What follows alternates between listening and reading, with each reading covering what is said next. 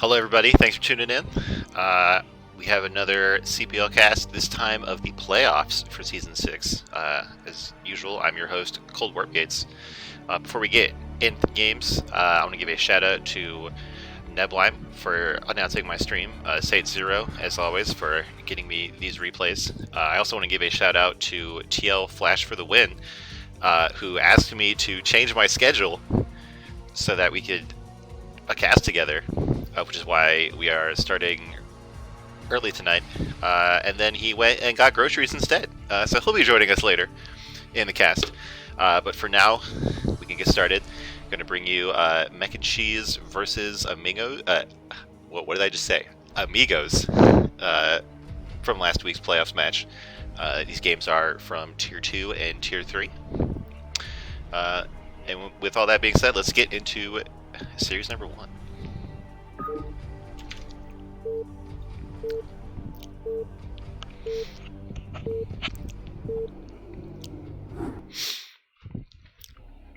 Alright, in the top right, fighting for Team Amigos in the Magenta Protoss, it's Ami Ashen.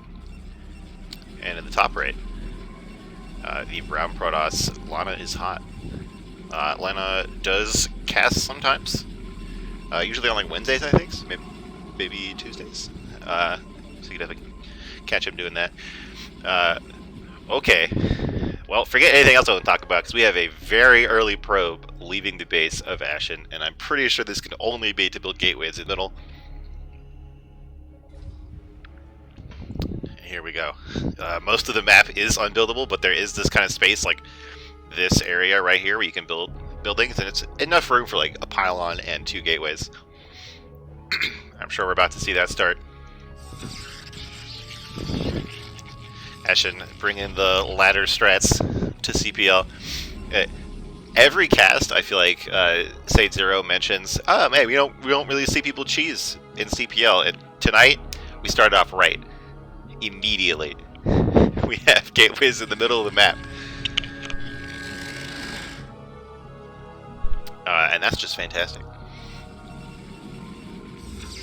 Let's see what Lana goes for. It is certainly possible to hold off with one gate, with the standard PvP build. You just have to be on top of your timings. You have to pull a bunch of probes and do your best to not die. So we're not going to see a 2-gate out of Lana, which would that would be pretty easy if you went 2-gate versus 9-9 in the middle. But it is doable with this 1-gate. It looks like Lana is going to get lucky scouting vertical.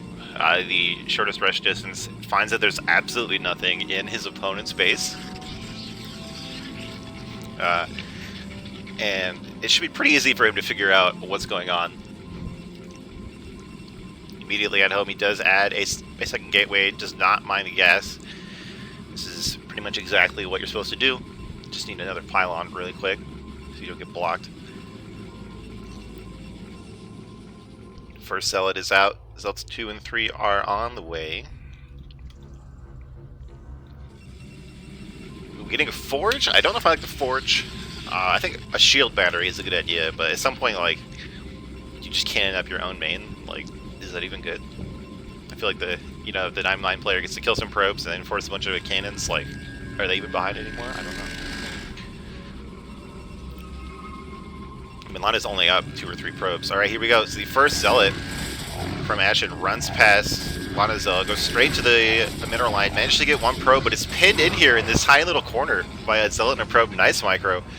The first cannon is up, and this is, I admit, in a very good position here. Basically covers the entire mineral line. I think like this edge of the gateway is not protected, but pretty much like this whole area. Zealot goes right for the cannon, but gets scared off by probes and the zealot of Lana. Now, you definitely do not want to lose the zealot. Alright, the zealots are pounding on this cannon. Are they going to get it? Yes! That's like, I don't think that was even a cancel there. If you are going for these cannons, like, I mean, this isn't a big brain statement, but you absolutely have to keep them alive. Now, you have like 300 minerals here wasted, and some probes are going down. But Ashen stopped making probes, so he's still behind. Where's this probe going? This probe's had enough. Okay, now he had to get a breather and come back. It's 2 zealots to 2 zealots, and I feel like if Lana could just see the low HP on this one, taking that out would be a huge deal here. Instead, they're both going to chase this probe all the way up here. Meanwhile, a third zealot comes in, tries to focus down this cannon. Lana trying to glitch out that zealot, does a decent job here, but he gets back on the cannon. I think this... Oh no, the cannon does not go down, but it's heavily bruised. Another zealot comes in here. This cannon goes up, but it's only like 4 attacks away from dying. But it looks like these probes are doing a good job body blocking. No, right as I say that, he pulls him back to the mineral line. And this hero zealot gets the cannon. But we already have 2 zealots up. Oh, and no zealots are being made. Okay, so... Okay. It's gonna be 2 zealots versus 2 zealots again. With 2 more on the way for Ashen. And still, we don't have any zealots started for Lana. These cannons are taking up so much money. I think we've had 3 cannons in the forge. That's like 6 zealots worth of money. I think we're seeing that effect here.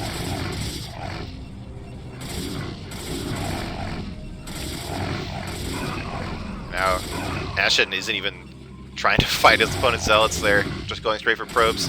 This time, getting some good micro focus fire on that 1 zealot here, keeping his own wounded zealots alive, but another cannon finishes. And this time it's at full health, much harder to take down. Oh, and the probe goes down. I don't know if that was to make a difference, but it feels bad. What are these probes doing? How did this happen? I didn't even see that. Alright, these 2 zealots do get on top of the cannon. I wish, for his own sake, that Lana was focusing. The cannon goes down, and Lana taps out. Honestly, I don't even know if the game is over yet. Like, Ashen just hadn't been making probes. Oh, but okay, so he's getting a core. Well, he had the core. He's getting gas. If he was able to start pumping in goons, cannons would not matter quite as much. But I don't know if it was totally over. That being said, let's get into game 2.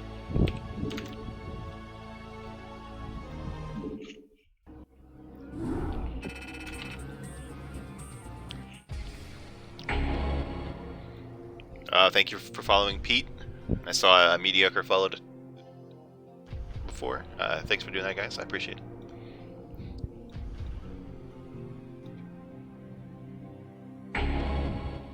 Oh, thanks, Backrat. Alright, let's get into game number 3. Or game number 2. I know how to count, I promise.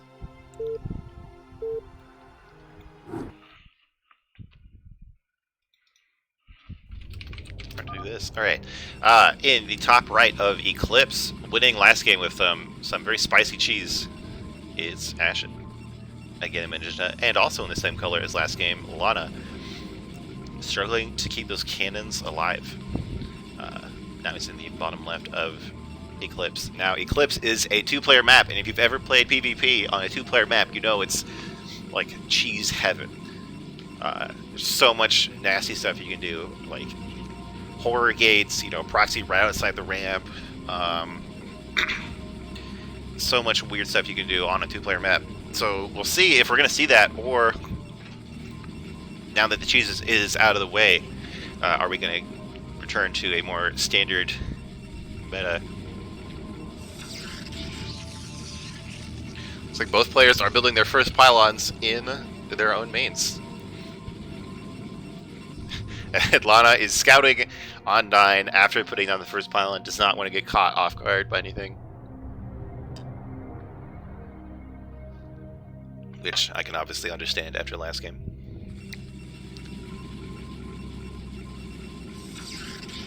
That's starting a gateway. I think we're going to see one out of Lana right now. Yep.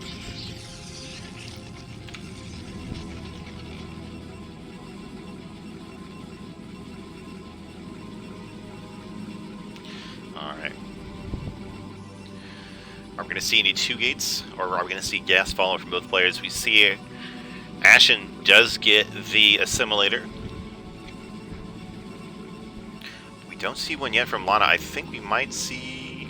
Nope. Okay, so we just see a bit of a later gas from Lana, but that's fine, honestly. Anytime between, like, 11 and 12 supply is fine to get the gas, I think. Ooh! And we see a Manor Pylon actually getting, I think, like... Okay, 2 probes trapped, and taking the time of, like, 4 more probes. So I guess 6 probes are not mining because of this Pylon. Very nice. Especially if he just cancels it. Good. 75 minerals left. He does not cancel it. So honestly, I don't even know how to do the math on that. Is it worth it? Who knows? But I can tell you it's definitely frustrating. Looks like Lana is having to delay his cybernetics core just a bit because of the minerals he spent on that pylon.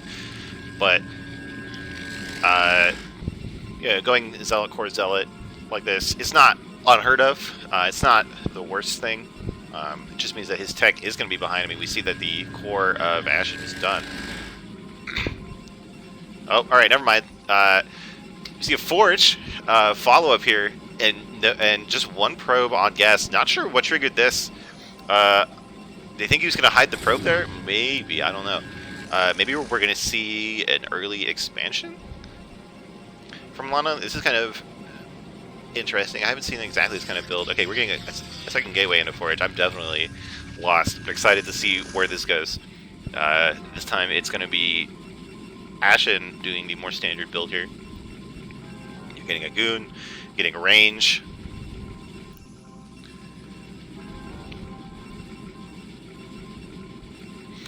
Lana moving out a probe. Is going to be to proxy something else? Or, okay, it must be that he's just going to secure this expansion. So this is like a variation on getting 2 gates, making some zealots, putting on pressure with those zealots, and then using cannons to defend a nexus at home. Just getting things in a slightly different order, I think, maybe possibly as a reaction to what he saw his opponent doing.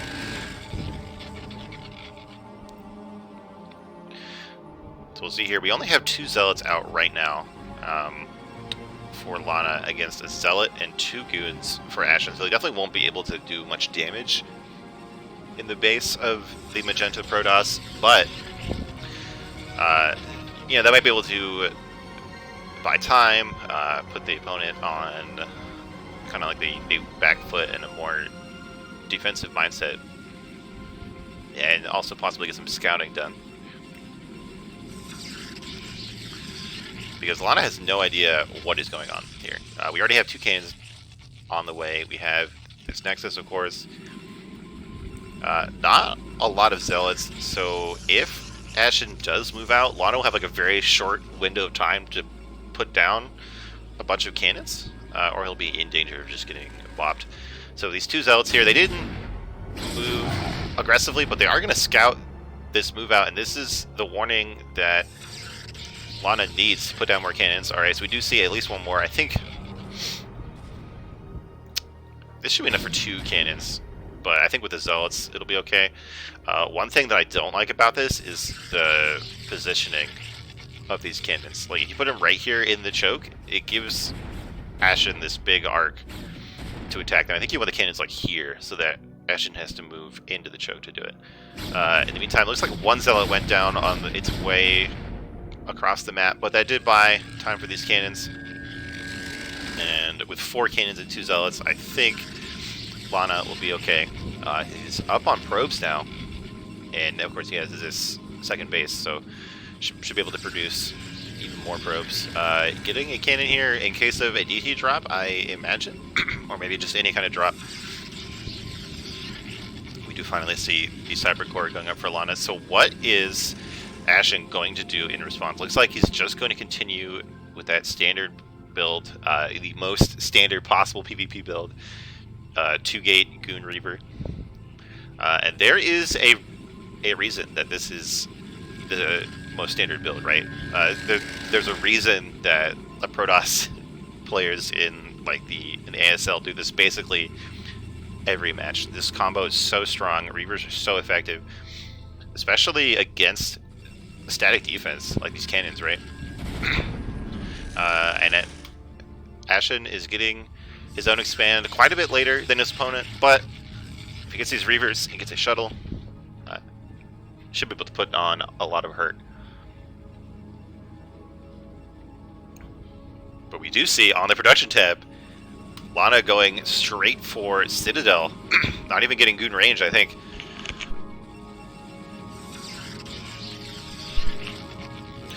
Ooh, Citadel and Robo. Are we going to see the Gateway Forge, Gateway Nexus DT drop build?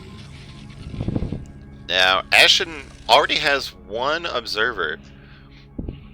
But something that I like about DT drop is, like, it hits at a funky timing, so Ashen might just scout with the Observer.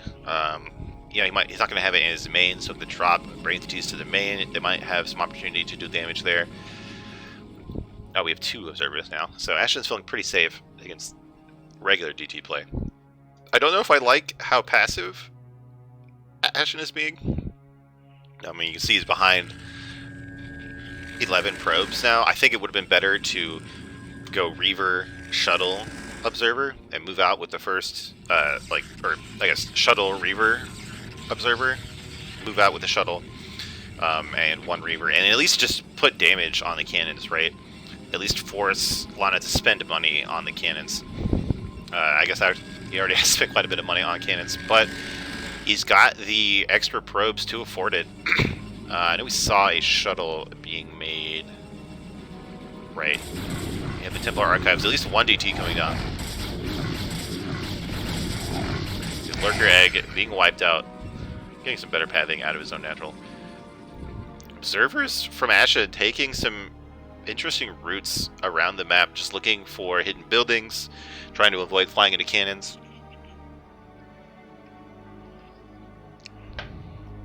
This one is going into the main, sees a cannon, very quickly pulls away, almost flies through another cannon. He's going to see all of this tech, sees the shuttle, so he should know, you know, the rough timing of when that drop is going to get to his base. But he's seeing that this 6 gateway economy is starting to come online also, but one thing that he does not see is this expansion in the top left. So a lot of really, like, retaliating from last game. He's like, oh, you want to play one of those games, okay? Okay, so we're gonna, you know, just pull out every dirty ladder Protoss trick in the book. But this shuttle is idle. I don't like this. Right next to this observer. Plus, with this path, I think it's gonna fly like into the natural, which is gonna be much better defended than the main would be. But he's not letting this Templar tech go to waste. We have Storm coming. We have this upgrade, so this is going to be very effective. If you can get Storm Tech established, it's generally better than Reaver Tech. In the meantime, it looks like Ashen is getting ready to take his own third. I don't know if he's, like, sensed that Lana had a third somehow, or if he just feels comfortable at this timing. And honestly, I don't think there's any chance of Lana killing Ashen at this point. I mean, there's so many goons, right? And I think we have... Okay, we have 1 Reaver, not with the shuttle, though. I don't like that. There, we do finally have a shuttle coming out. I don't know what happened to the drop, but we have a DT running around. Oh, here we go. So we have a... The shuttle came back for a storm drop. Looks like he was dropping those Templar to check the mana on them, which is something that I've definitely done. He's going to scout this third base. Of course, there's no probes here yet. Now, is that going to give Ashen enough time to do something in the main? This is a slow shuttle, so it's not, you know, like, it's not like impossible to react. Okay, so he's pulled 2 Zealots to try to defend, but the Zealots are not going to stop the Templar. It looks like he thinks it's still a DT's. This is something else entirely. 2 Storms taking out a good number of probes there.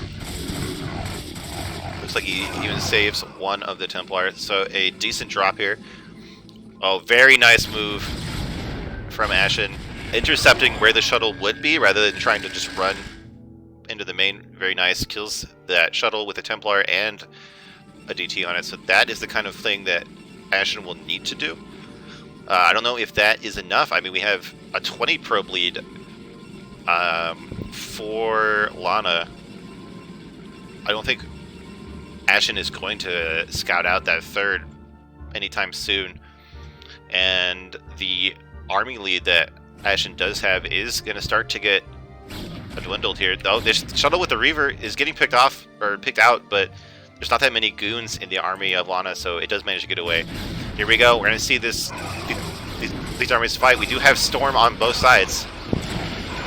Ooh, Storms on the Goon and Reaver of Ashen. No Storms from Ashen yet, but just the sheer number of Goons is forcing Lana to go back. Lana retreating without taking too much damage, but giving up a lot of valuable ground here. Alright, we have one storm left. Nice Storm on a juicy clump of Goons. Reaver in the back, getting good damage. But looks like all of the Storms from Ashen are done, but we have this reinforcing wave of Zealots here. That might be enough to turn this fight, but with all these cannons here, plus the army from Lana, I'm not sure if Ashen has enough to break this base. Looks like all the cannons are done, but we do have the reinforcements spawning from Lana. Archon's not that effective versus pure Goon here. You can focus down so easily. We do have reinforcements coming from Ashen as well. It's very smart to reinforce with Zealots during these fights because they build faster and they run faster. Probes deciding to hang out.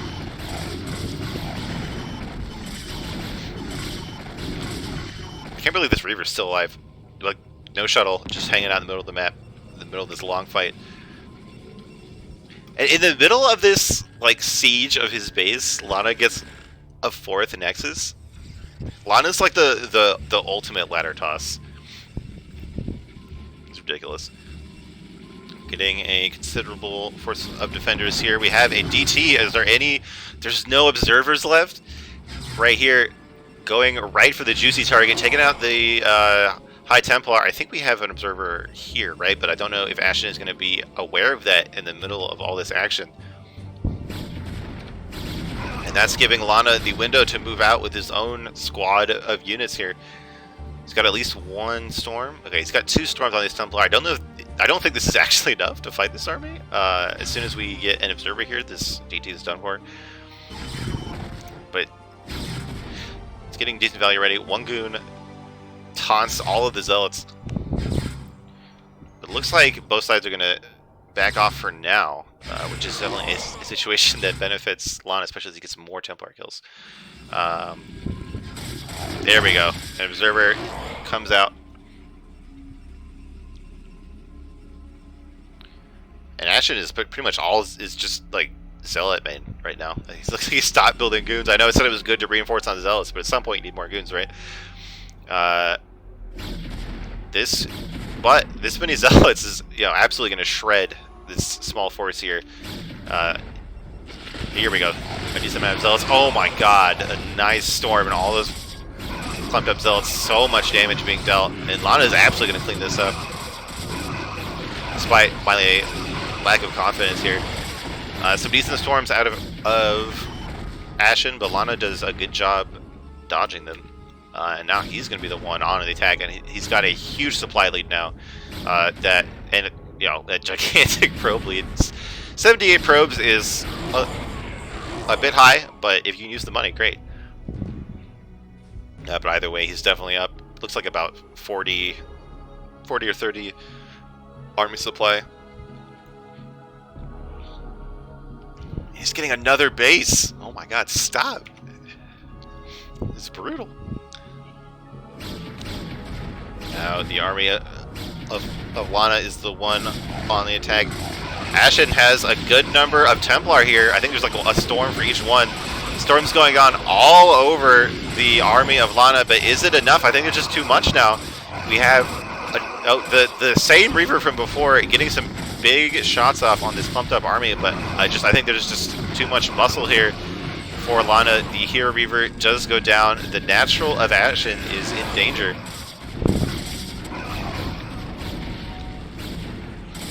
I don't think reinforcements are going to be able to save this one. Look at these dumb Goons blocking the whole choke, so every other unit doesn't know how to get in. Also, I like how we still have slow zealots from Lana. I did not realize that.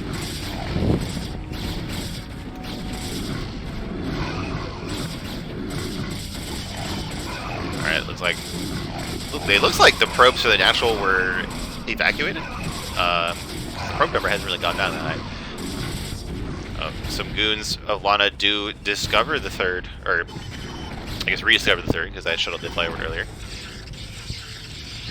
Ashen desperately trying to build cannons here to save his third, but his main is in danger as well. A nice storm on these clumped up zealots again. Goons struggling to get up the ramp. I have lost so many PvPs where I killed the natural of my opponent and then tried to go up the ramp. It's so frustrating. Especially on Eclipse with these tiny little ramps.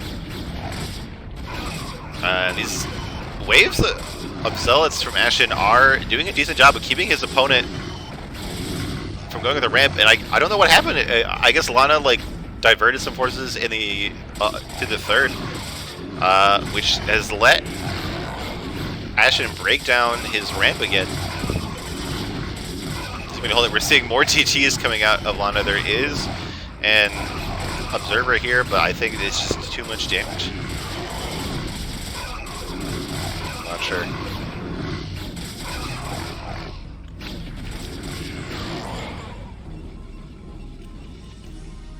Looks like these hastily built cannons were able to defend the third for now. Lana's bringing more forces up there, but honestly, is it worth trying to, you know, sacrifice a bunch of slow zealots to this cannon forest here? I don't know. Not really getting an effective trade that time. Ashen busting down the ramp with speed zealots and an Archon. And like, where is all of this supply for Lana? I guess it must be, I mean, more than half of it is in probes. It just seems like these fights are way too close here at the natural, given the supply difference. What? Lana building cannons outside his opponent's dead natural to contain him. It's like not even a Manor Nexus. Like, if you're gonna go all the way to beat this BM, just start building Nexuses, right?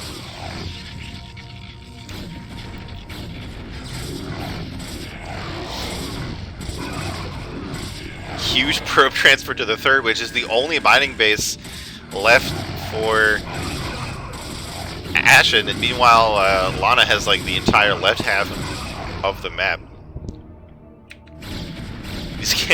These Manor cannons do get up. Oh, here we go. All right, we're seeing a pylon in the natural. Come on, if you're gonna do it, commit all the way and build a Nexus here. Come on, do it. You've got the money. There you go. Ashen does tap out. And Lana takes game 2, which means that we will go to game 3 in this series.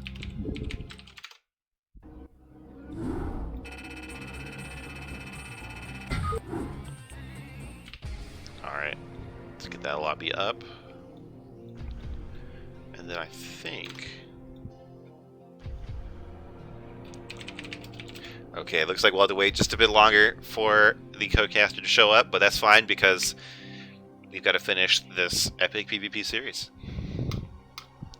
Some unorthodox builds, I would say. But that's why I like PvP. Like, for real, no trolling. I feel like there's so many different builds you can do in this matchup, and the way that they all interact is pretty cool. But here, in the bottom right of... Polypoid is the name of this map. In the bottom right of Polypoid, once again, in the Magenta Protoss, it's Ashen. Can he close out the series? Or will his opponent, Lana, in the top left, Brown Protoss, continue to get vengeance for those proxy gateways in Game 1? Speaking of proxy gateways in Game 1, looks like we might have the same thing in Game 3. And I actually don't know. Can you build in the middle of this map? I've never tried it. I don't remember if it's unbuildable in the middle or not. So looks like we're all about to find out together. I wonder I wonder if Lana like practiced, like really solid, like standard macro PvPs, and then after he got cheese in game 1, he's like, okay, this is how we're gonna be then. Oh, and he's not building in the middle. He's doing the like 2/3 roll the dice. So that's it. Look at just Lana's vision. If he picks this spawn, there's a 2/3 chance that his opponent has spawned close to this base, right? Like it could be here or here. And if that does happen, it's great. But if it happened to be over here, that's pretty bad, because then you proxied farther away than your main base. But always lucky, stocks only go up. He has won the 2/3 die roll here. This is going to be a really aggressive double proxy gate here. Now, what is Ashen doing in his own base? Looks like a standard build. Oh my god, and Lana even sent out a second scouting probe. I don't know if that's just to like check or like to super mind game his opponent, but it is gonna mind game his opponent because like that's a normal time to see a scouting probe, right? Like it's not like it's coming up to your base before you even built your first pylon. So I don't think Ashen is going to be suspicious just yet. Of course, he will be suspicious when he runs into the base. He's going to block the ramp with probes. Okay, Lana, did you used to play Zerg? Because I've never seen someone do that in PvP. The thing is, like, I feel like when you see that, you know it's a cheese, right? Because why else would you ever block your ramp? Oh, but it gets in anyway. Oh my god, I know that pain. That's gotta hurt. Looks like Ashen does know that it's a proxy of some kind now. But what is he gonna do about it? Getting a forge himself. If you are gonna get the forge, I like getting it before the second gateway. We saw first game it's hard to afford cannons and 2 zealots at a time. Some zealot on zealot action here. It looks like Ashen loses the game of chicken, pulls his zealot back.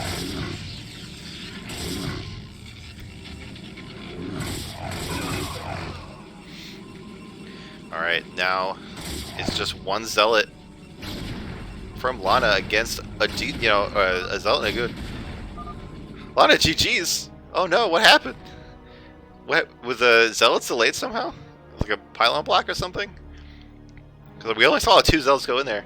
Feels bad, but Ashen steals the first game with the proxy gates and then defends them in game 3. And that is the conclusion of our first series. If I can figure out how to operate. There we go. Alright. Let's update the score and then get into series number 2.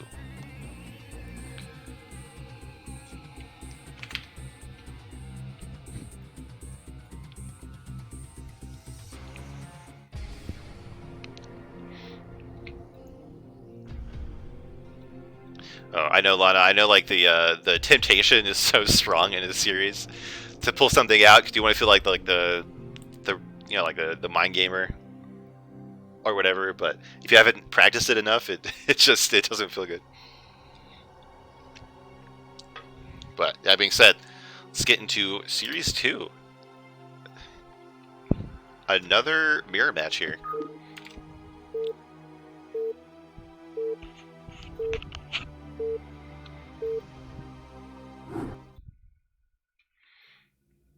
Alright, he's in the chat. His name is Pat Gret. He's in the pinkish Zerg in the bottom right of Circuit Breaker, and his opponent with the Manor, the yellow Zerg Mostar. Or Monster. I'm gonna go with Mostar. I don't know.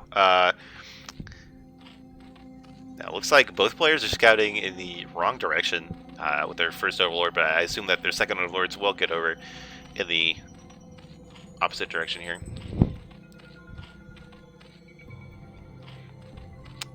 What are we going to see from these players?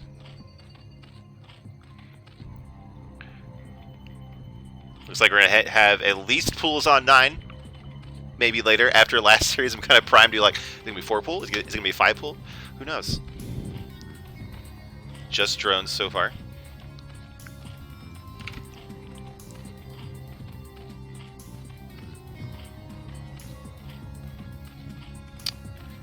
Looks like an Overlord for Packrat, but the pool is going to come up for his opponent.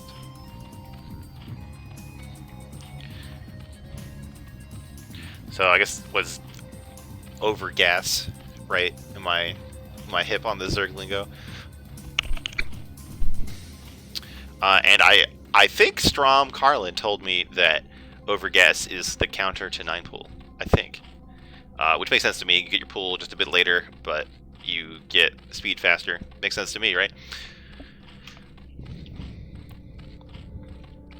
So I assume, you know, we don't see any second hatcheries. I assume that we're going to see quick lair from both players.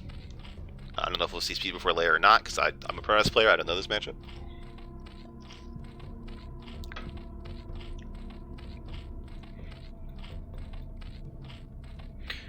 It's interesting that the difference in openings has given Packrat a double drone lead here, which is not a small thing in this matchup.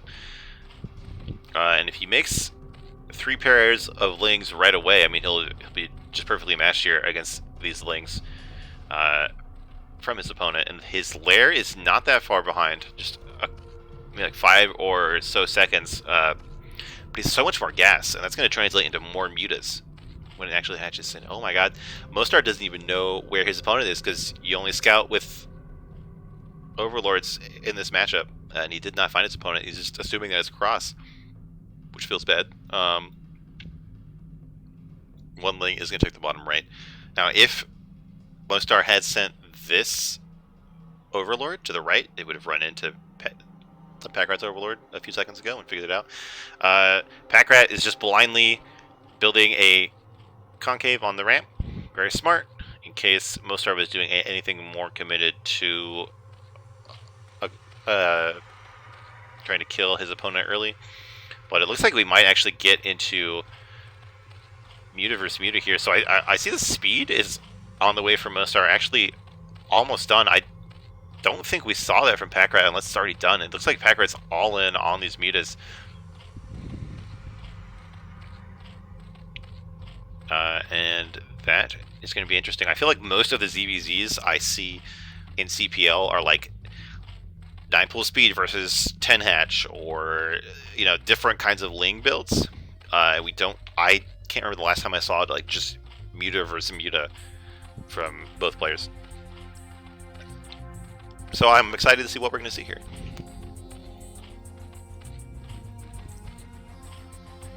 We must start getting a creep colony, just not sure because he can't get in the base of his opponent. Not really sure what's going on. We have a second hatchery, which I assumed is like timed out to finish about when the Spire finishes. So we're going to see a bunch of mutas, possibly even like 6 mutas at once. That could totally overwhelm his opponent. And I think this is very similar to the build that Stormcarlin did in her games that I casted last week. So apparently they've been practicing together. Alright, we have 2 mutas started for Mostar. Spire finishes immediately. We have 3 for Packrat. This hatchery does not quite line up exactly with the Spire. Is it even possible? I don't know. But it's still going to be done, and we're still going to have more mutas coming out here. It looks even for now, but eventually this production has to be better for Packrat, right? If I know anything about this matchup. These mutas are immediately flying over to hunt for this Overlord. It is going to go down. That is going to be annoying for Packrat. We have a new one in production just now getting the speed.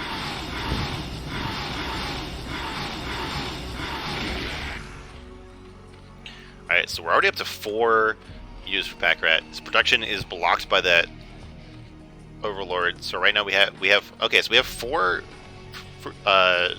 for Mostar with 2 more on the way. So apparently I don't know what I'm talking about, because I really thought this was going to lead to more mutas for Pack Rat here. There we got 3 more on the way. But can he buy enough time here? This is kind of scary. Like a 1 muta lead can make a big difference. But probably before the fight really started, we had these eggs hatch for Pack Rat. It looks like he's even getting a pair of Scourge. Help him pick off a muta or 2 with those. Alright, let's check out the micro. Oh, Scourge. Oh, immediately get pulled back. Very nice for Pack Rat. Doesn't want to donate those. What do we have? Oh, okay, so we have 7 versus 5. One of the Scourge gets the hit off. No mutas go down for either side yet.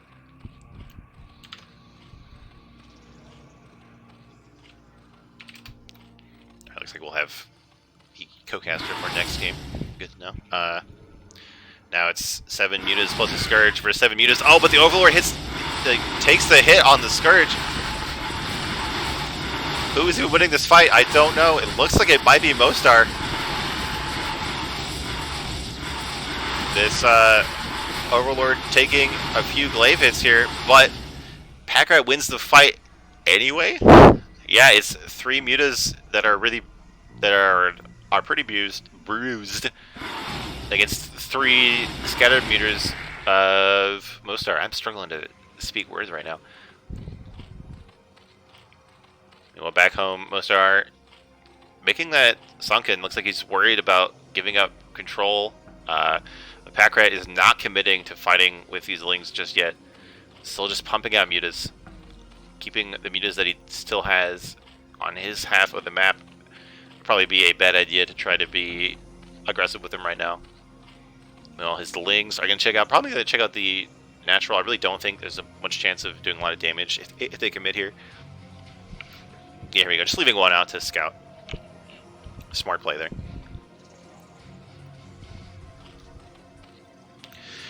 Meanwhile, Mostar is back up to 6 mutas. What do we have from Pack Rat? Where even are they? Just 2? That's not right. Okay, 5 mutas from Pack Rat with... Okay, we have 6 and a Scourge. It's hard to keep track of everything. 6 mutas of Mostar hunting around the map, looking for some vulnerable units or Overlords to pick off here. Doesn't look like he's going to find any. And Pack Rat is grouping up for a big attack here with mutas and lings. Looks like he's got quite a few more lings than his opponent. Is that going to be enough to tip the scales? Oh, and the mutas of Mostar are on the other side of the map right as Pack Rat chooses to run in. We have a sunk and a handful of lings here. I don't think that's enough by itself. Looks like we have the yellow mutas coming in one at a time. This is going to give Pack Rat an opportunity to do a bunch of focus fire damage here. Who's winning this fight? Oh, there's way more mutas for Mostar, but all of his drones are dead. He's down to 1 drone. So, is it going to be a base race? I mean, I imagine we're going to see Pack Rat just scramble to build something. It looks like we see an Evo and a creep colony. Can these get up in time? All he has to do is not die. Here we go, and he's running around the flock of mutas. Can he kill these 3 buildings at a time? Oh, it forces a Mostar to go back, and I think with that is going to buy time for these spores to get up. So even if Mostar kills this, he has no drones. He has 35 minerals. He's pretty much done in this game if these spores finish.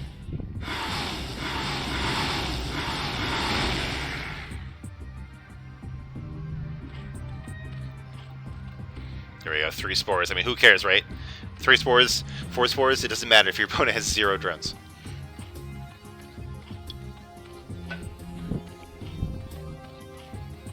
I'm feeling we're going to see Mostar fly in here, see this, and 10th out of the game. Well, trying to find damage where he can. There you go. Mostar understands his position and taps out. And Pack Rat wins what I would say is a pretty damn close game for game 1 of our ZVZ series here.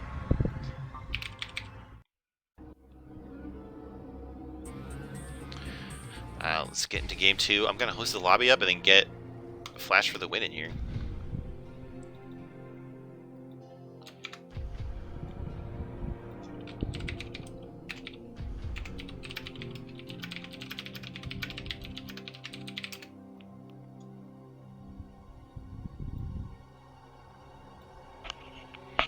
Hello. Hey, what's up? Hey.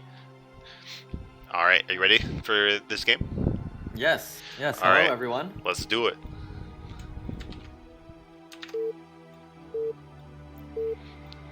Did you catch game 1? I just caught the end of that last game you just casted. Yeah. That was pretty tight at the end there. All right, in the top right, we have the Yellow Zerg Mostar, and in the bottom right, in pink again, it's Amy Packrat. All right, ZVZ, 2-player map. Usually at these maps, I honestly expect someone to try to hide a base somewhere. At least with some of these games, that could happen. You know, like. It's ZVZ though. It seems like really risky. Like it's hard to hold a regular base in this matchup. Yeah, but I think like maybe someone might try to really hard sneak that double gas base. Yeah. Really oh man, that'd be brutal in this matchup. But yeah, we'll see. I don't know. I didn't quite see the openers for game number 1 there. It was like 9 pool speed for Mostar and then like over gas for Packrat. Okay, and that's I saw Packrat with a massive lead. So, yeah. We'll have to see what's going on here. It looks like Packrat is opening up with the Overlord first, and Mostar is not making Overlord, so it will be maybe another similar opener here with the 9 pool from Mostar. Ooh, he looks like he's getting gas. I think we might see an extractor trick here, maybe. Or no, he's just gonna keep the gas. All right. All right, yeah, gas first, unless he pops. No, yeah, he didn't cancel. So very interesting here. I actually don't know the I was gonna all the Packrat. ZVZ builds. That Mostar had the wrong player on the screen. Nice. So it does look like a 9 pull and overgas again. I think I was told that overgas is supposed to be like the counter to 9 pull, because you just get so much more gas, so you end up with way more mutas, which is kind of what we saw last game. Yep, absolutely. And yeah, I mean 2-player map 9 pool is a little bit better just because you don't have to where your opponent's going to scout. That being said, normally on 2-player maps, map to map depends. The rush distance is going to be a little bit longer, and Eclipse does have a fairly long main to main rush distance. So we will probably see these links coming out. It looks like Mostar might have messed up his build order just by a little bit here. Should have already had the Overlord out, I think. Yeah, that is going to delay these links here. Yeah, I think he built an Overlord on 9 instead of 8. That's usually something that a lot of Zergs will forget, is that when you go 9 pool gas, you actually build the Overlord on 8 after you build the Extractor, not on 9, so that the Overlord pops out a little bit faster. But anyways, the links will be coming out here, and as you said, this will definitely hard counter it. You're going to have so much more money than a 9 pool speed with this build that Packrat's done.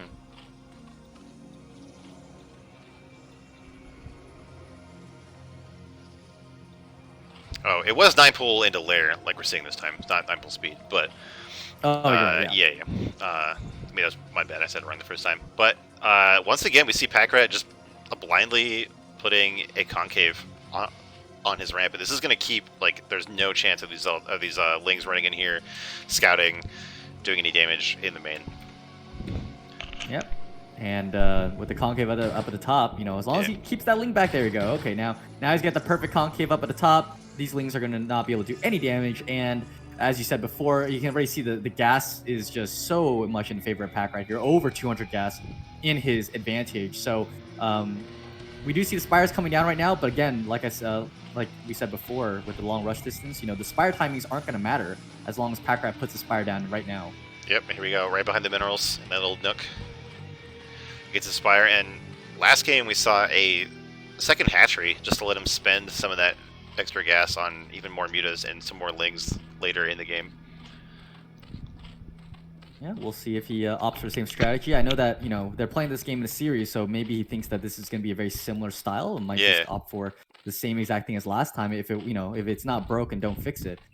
So we'll see more drones being made here from Packrat, squeezing out all these extra drones. Same here with Mostar. Mostar's again throwing up that creep colony here. Not quite sure that this is the best decision right now. I know that he's playing a little bit passive and probably wants to make a couple more drones, but yeah, it could be that just like in the build order he's practiced. That's just when you get it because there's a lot of builds, so you need that Dead Creep Colony. But I feel like this game, when he has the Overlord in his opponent's base, like he should know that there's not really a threatening amount of links here from Pack Rat.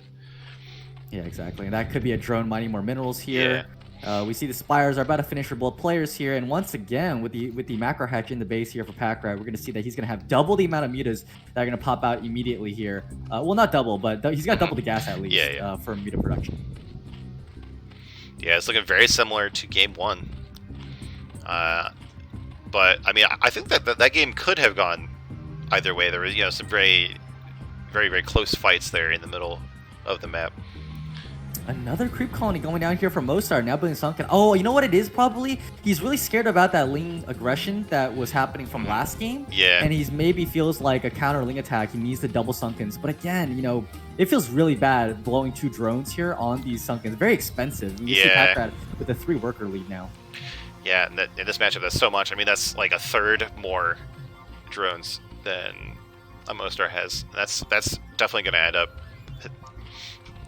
Yeah, I mean, if you think about it, right, with 3 drones on gas, it's actually on minerals right now. It's 9 to 6 on minerals. So he's got a 50% boost in economy right now from the minerals, which allows him to get that second hatchery, allows him to get those Lings to threaten counterattacks as well. So we're going to have to see, at least as long as he utilizes it properly, he's definitely very much ahead in this game right now. Yeah, definitely. So we have Mostar hunting for exposed overlords here. There's one right outside of Pack Rat's base, but this time he has mutas and Scourge nearby to drive them off. Not going to get supply blocked by that. He's moving shot. He's got moving shots. Nice. He's able to pick off one of the mutas. Beautifully done. He might even pick off a second one here if he keeps going all the way. Oh man, it's brutal, and like there's really nothing that Mostar can do about it. He just has to fly home and something can get rescued. 2 mutas are down. Is he going to lose a third? Oh my god. A third one goes down. Is this J-Dong? He's going to lose his 4th one. Wow, that's really that's brutal. Yeah, the perfect moving shots here from Pack Rat. Now he's going to be the one taking map control now, bringing his Lings out forward. He's got 4 more mutas right behind this one. He's got a huge muta lead again with the double hatcheries, way more gas than Mostar. I mean, he is just going to set up another dual Ling muta attack like he did last game and bust through here. Yeah, here we go. Trying to go up this ramp, waiting for a few more Lings. Some more muta versus muta, but the Scourge go off immediately. Oh, there's so many. There's 8 mutas here for Pack Rat. Oh man, it looks like it's going to be game. The Lings are hold position on top of the ramp to delay for the Lings, but now the mutas try to come back and defend. There's the DG. Wow, perfect game there from Pack Rat. Well played. Yeah. Like pretty much perfectly pulled that build off. Alright, that's series number 2. Let me update the scores and then we'll get into series number 3. Alright. Team Amigos is looking pretty good so far. Taking both series. Yep. ZVZ, it's funny, we have a Protoss and a Terran caster. None of us know what the hell we're talking about here. But, yeah, we'll see. Hopefully you got some non-ZVZs coming up here. I do see quite a few Zergs in the pool, but we'll see. Alright, well this game, you can help me out, because I don't know what I'm doing. We have in the Navy Terran with the amazing name Dragon Zord. And the top right, the green Zerg meat seeds. Dude, I hate this navy blue color because it's so... You can't see the name on the text black. Is so dark. Alright, Dragon Zord, I gotta remember that because usually I just look up at the names and see what's going on. Oh man, okay, Dragon Zord mean seeds, got it. Alright, so anyways, Circuit Breaker is a fairly good map here for Terran in this matchup. Zerg... So it's interesting here because Zerg in the early game is a little bit disadvantaged because of the marine timing if Dragon Zord does go for one, but his third base at the other main is going to be much further away, so he's going to have a lot more time to defend that. And it looks like actually we're going to see a BBS. Oh, nope, Dragon Zord pulling the SCV back. What's going on here? Like an 8 racks maybe? Center 8 rack seems a little excessive here. Okay, now he's gonna be BBS. Okay. You know what's really funny? I faced up against the BBS against FlaShFTW in my playoff match, and I do expect here in the playoffs to see a lot more of these really risky and aggressive build orders coming out. Oh yeah, the first series, we saw two games with a proxy 9-9 gate. So the cheese the cheese factor has gone way up this week. Yeah, I mean, it is playoffs. You know, you want to take risks. You want to try to catch your opponents off guard here. We are going to see Mean Seeds is going to go for that hatchery first here. We've got 11 drones in production. Yep, 12 drones, 12 hatchery here. Drone moving down. That being said, okay, so with this, you know, Zerg is going to have to pull off like almost every single drone off the line in order to defend this. And he's got to try to make sure that he can surround the Marines somehow and get a really good catch on the Terran. Is that just to play pull like 8 drones and just try to surround all the Marines? Yep. He is scouting in the right direction. You won't see the barracks. It'll get to the Terran base and see that there's nothing there. Yeah, it looks like... Okay, so Terran has messed up his build order just by a little bit. His supply depot's late. Normally, Terran's supposed to start his supply depot at 9. He started at 10 supply. So this will hinder his Marine production a little bit, and this will give Mean Seeds a little bit of breathing. But, Mean Seeds is going so greedy right here. He's going for a 13 pool, it looks like. Oh, is he going no. for pool? Oh my man. I think it's scary. game. Yeah, I think it's game. You need he's going something. 3 before pool. Oh no, he's just now throwing down a pool. He sees the Terran, no barracks. Finally puts down a pool at 14 supply. I think that he might even block his extractor by a little bit there. This is oh boy, it's gonna be tough to hold this one. Here we go. We're about to be at 5 Marines. We have 3 crossing the map already. Is Terran supposed to be pulling the boys with this, or are you just going with the Marines? You know, he should be pulling at least like maybe 2 or 3 off the line. He wants like 3, 4, 5 to block. But now here comes the bunker down. We need to see that big drone pull here. Probably needs even more drones than that. Oh, this is he's got 2 drones behind, so he can try to go for a big surround. Here we go. Can we get the surround? Oh, the SCVs are blocking as well right now. Nice blocking and more reinforcements. The bunker is almost done. All these drones are down. This natural hatchery is doomed. Yep, this is going to be game right here. Overlord goes down. Mean Seeds is now down to 4 drones. The SCV is about to kill another drone off. There it is. There's the GG, and that is the risky part when you try to go for 3 hatch before pool, especially on a map like Circuit Breaker where you can build in the middle. Yeah, this is so different from every other week of CPL I've cast. It's amazing. Oh yeah, absolutely. Everyone, you know, every game that I played before was always like very standard, stock standard games, and you know, I saw that we're just getting cheese up everything, man. Yeah, like BBS. I expect maybe for a Mean Seed to come back with maybe like a 9 pool speed or some kind of variant, 2 hatch lurker. Let's see. We have the revenge cheese. Yeah, we will see that maybe. And in the top right, once again in the navy, it's the Terran Dragon Zord, and the bottom left, the orange Zerg Mean Seeds. Yeah, so Eclipse is actually I gotta say, this is a terrible map for this matchup for Zerg. It is impossible for you to grab a 4th base, generally speaking, if Terran just plays the early game correctly. It's really hard for Zerg. I cannot understate how difficult it is. Your 4th base is going to be so far away if you want to go for like the bottom right bases, and if you want to try to go for a closer 4th base, it's so hard to defend with lurkers because all the bases are way too open. Yeah, I think Zerg kind of hates this map in general, right? Like their win rate in ZVP is pretty bad on this map too. Yeah, just a hard map to take more than 3 bases on, and it just does not lend itself to a very productive, you know, mid to late game style that they're going to go for. We do see here that looks like no early racks here from Dragon Zord. Going to be building that supply depot very shortly, or not? Oh, it's a high ground 8 racks. Kind of interesting.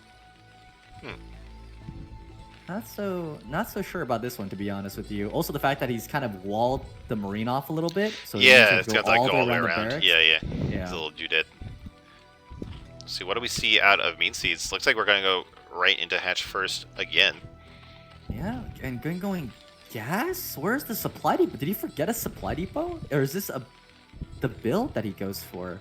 This is so interesting. I've never seen this before where you just skip your supply depot right away. I guess it's going for like the fastest possible factory. Yeah, we like you can get like a proxy factory or something with its SCV. It's taking kind of like a weird route. Like, you know, it's not going like the most direct route. Yeah, it's very interesting. We do see the drone scout coming out, so we will be able to see what's going on in the base here for the Terran. Again, no supply depot. This is such an interesting build order. The no supply depot. Oh, is he going for a factory lift? Yeah, I think he's going to lift it into the main of his opponent. Well, I don't know why he's building it this far. Okay, here we go. Go down to the bottom of the base, build a factory, question mark? There we go, okay. He's got to start a supply depot now. Yeah, definitely. I mean, this drone is in the base. Might be able to figure out what's going on with this this gas being done, and the first depot just now starting. No Marines at all. Sadly for the Zerg player, he went hatch first, so he doesn't have the potential to kill the Terran just yet. But getting the scout off is going to be pretty important. Yeah, it's funny. I was talking about how he might go 9+ speed here. It would absolutely hard counter this build. That being said, this is a very cheeky build, and if Zerg is not ready for it, he needs to know that this is some kind of factory play. I mean, he sees the gas. He has to know this is factory. Yeah, I hope for his sake, but we don't see any movement towards his third. We don't see oh well, with this Overlord outside his natural is kind of going in that direction. But it'll take 2 years for it to get there. Meanwhile, the Vultures started already. It's going to build from here. Not gonna. I figured it was going to lift into the main. Maybe he'll build one and go to the natural and then lift to the main. I don't know.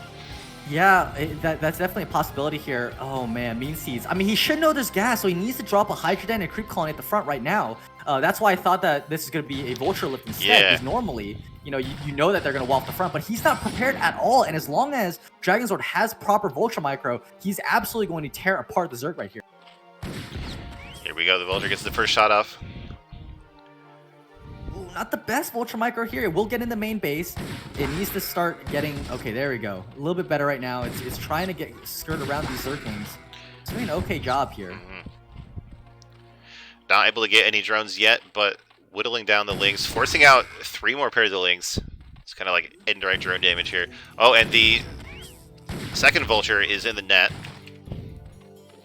Yep, Crew Colony being started finally. We do need to see a Hydroden though. I think, well, you know what Mean Seed's doing? He's waiting for Link's speed to finish and trying to buy time. Oh, he does catch one Vulture. Oh, 10 HP left. He catches one Vulture. Not bad, not bad. The second Vulture is taking down a half health. And now the factory lands. Yeah. Oh, man. Only 2 links left. Oh, but the pool almost traps the Vulture. But there you go. It does manage to get out. Now there's not much left here for Mean Seeds. Just a couple of pairs of links coming out. The Spire goes up, but you really need that Hydroden to stop these mech units. Double Spire?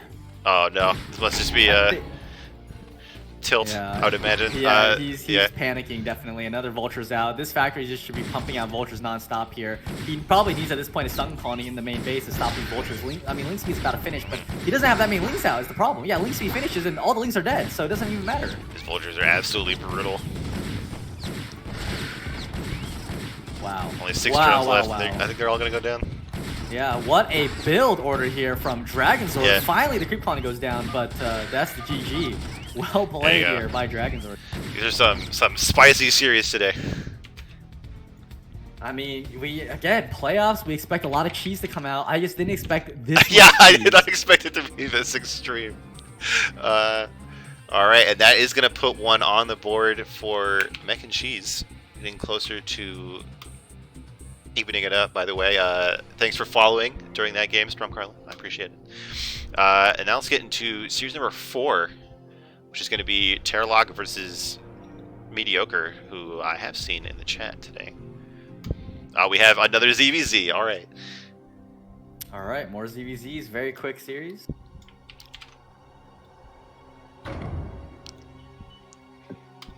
All right, it's funny because we're talking about, there's gonna be a lot of cheese, but ZVZ is basically just all cheese, so doesn't even matter. The cheese matchup. All right, in the top, in the bottom left, the purples are Terralog, and in the top left, Mediocre. In the olive Zerg, I think. Yeah, sounds about right.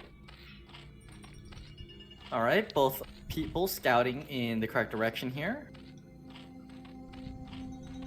So they will know exactly what's going on. All right, now I'm curious to see what these players would do. That overgas build, I think it was like Striker told all the Zergs in our team about it. So I don't know if we're gonna see. Are we gonna see that from Mediocre? Is this gonna be our whole team's strat is to focus on overgas in this matchup? Yeah, I mean, if you do have that insider knowledge, Yeah. definitely could be something that we look forward to. That's pretty cool. That Striker basically just told every Zerg, hey, just do this build in this matchup and you can't lose. You know? It looks like a very strong build, right? You beat 9 pull speed. I'm guessing you have more mutas out faster than the Hatch first build as well. Like, it seems very powerful. Yeah. Oh, by the way, thanks for following Jasta19. I appreciate it. So the two Overlords are going to hit each other in the middle. Both players will know where they are and get that scouting done pretty quickly. Like, not in time to, like, decide their pull timing. But, you know, enough to, like, count the drones, count the lings, figure out when the, you know, like, when the Spire is going to happen, stuff like that. Okay, so we do see, looks like it's going to be a 12 pull here from Mediocre versus a 9 pull no gas from Terror. So I want to say that the lings of Terror should get to the base right as Mediocre's pool is done. Yeah, that sounds when about the right. lings are started. Yeah, so they should have a tiny window, but usually I think that just any kind of later pool versus 9 pool is just better. I think you're right. I know that the rush distance is pretty low in these vertical positions, but I think it's fine for the 12 pool player. We have a second hatchery done, so we're going to see a ton of lings. I imagine, yeah, getting the gas for that speed.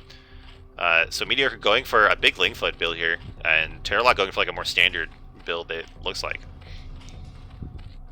Yeah, and we're gonna see the lings start being built here. Mediocre was gonna throw down a creep colony. He does see the lings coming out. I don't think he needs the creep colony just because he does have the defender's advantage. A lot less rush distance, obviously, for these Zerglings, and the fact that these aren't speedlings is gonna help a lot here.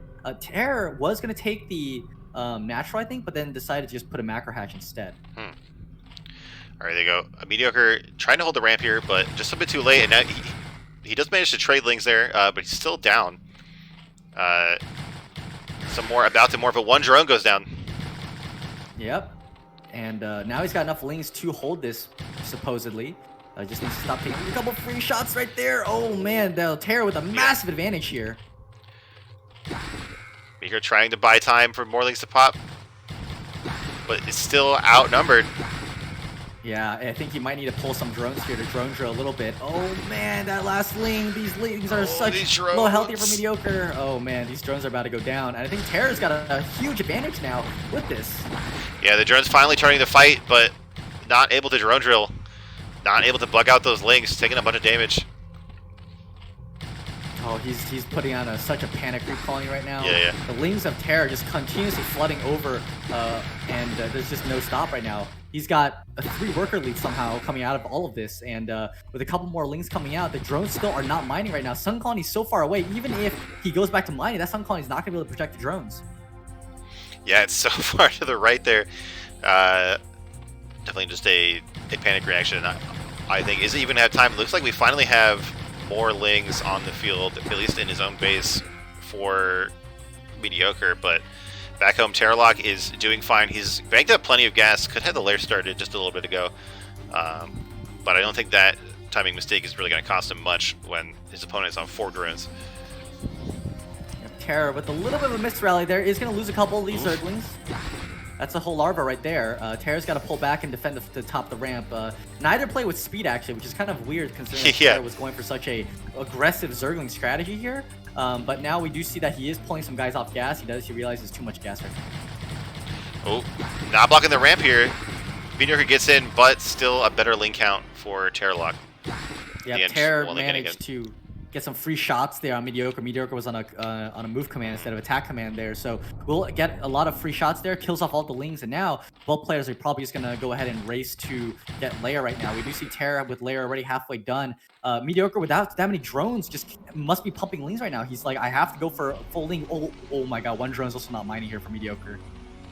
That's upsetting. Oh man, I hate when that happens. It sucks. Yeah, that's like 25%. That's like 20% of his economy. Yeah.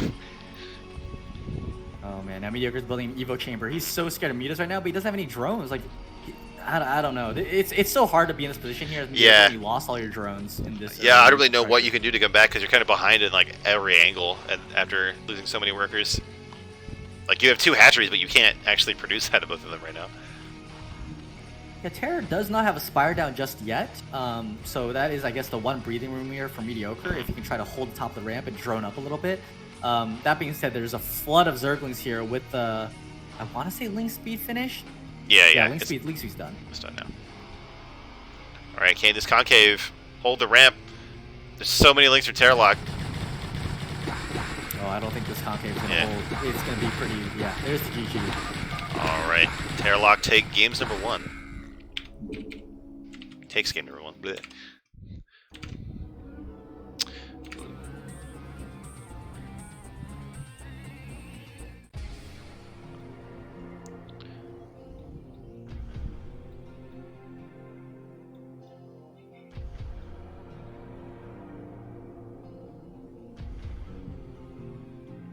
Alright, lobby's up.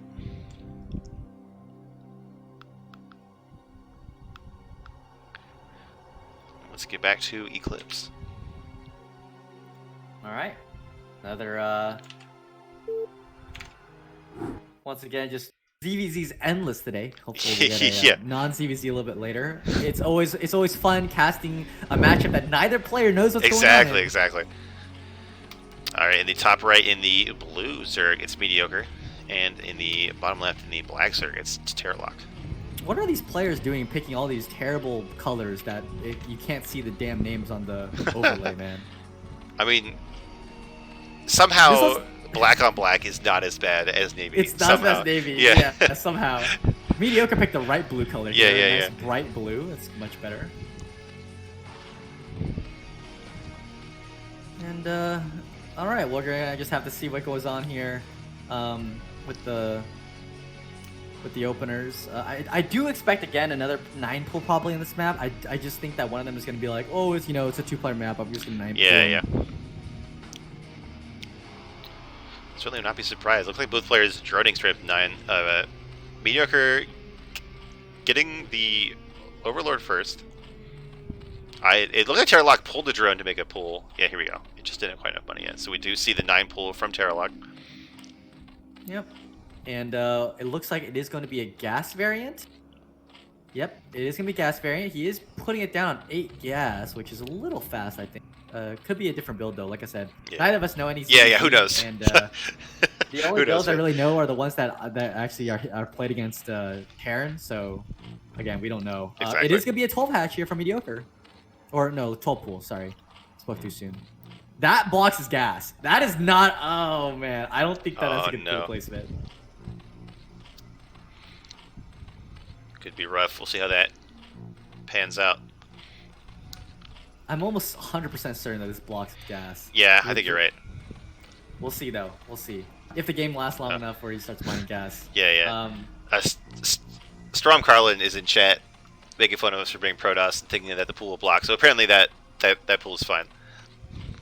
Okay. Apparently it's fine. Yeah, I think we see the same build here from Mediocre as last game, like this 12 pool into a hatchery into gas again.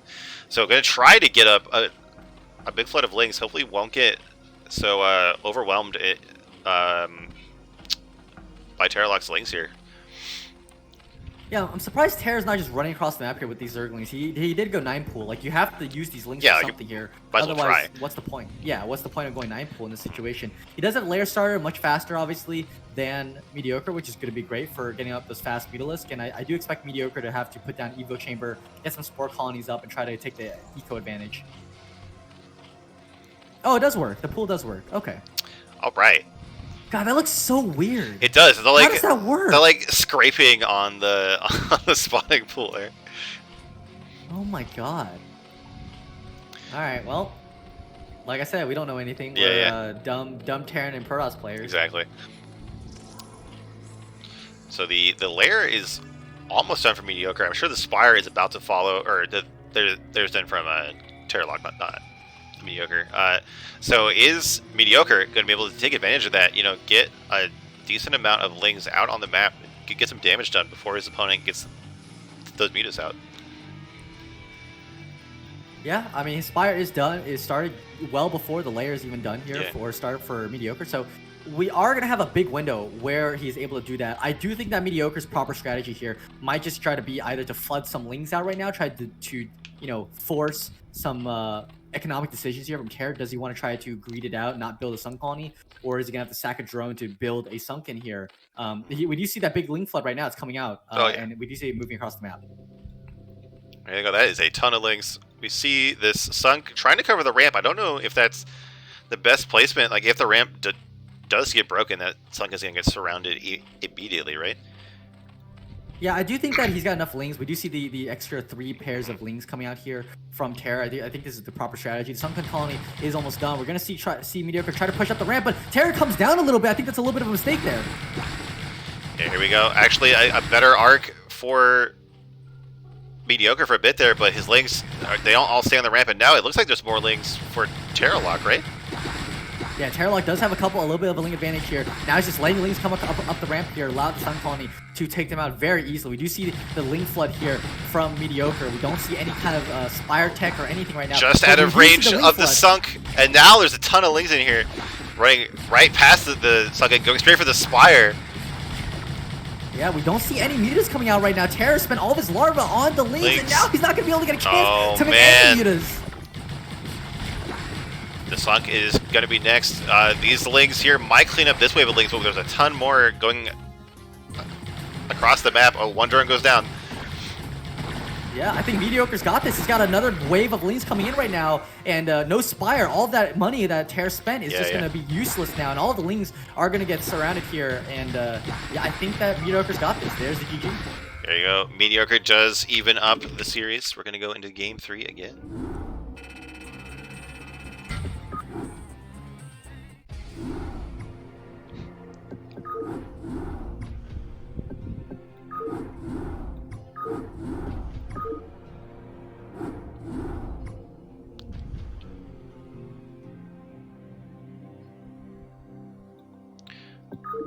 Alright, let's get into game number 3.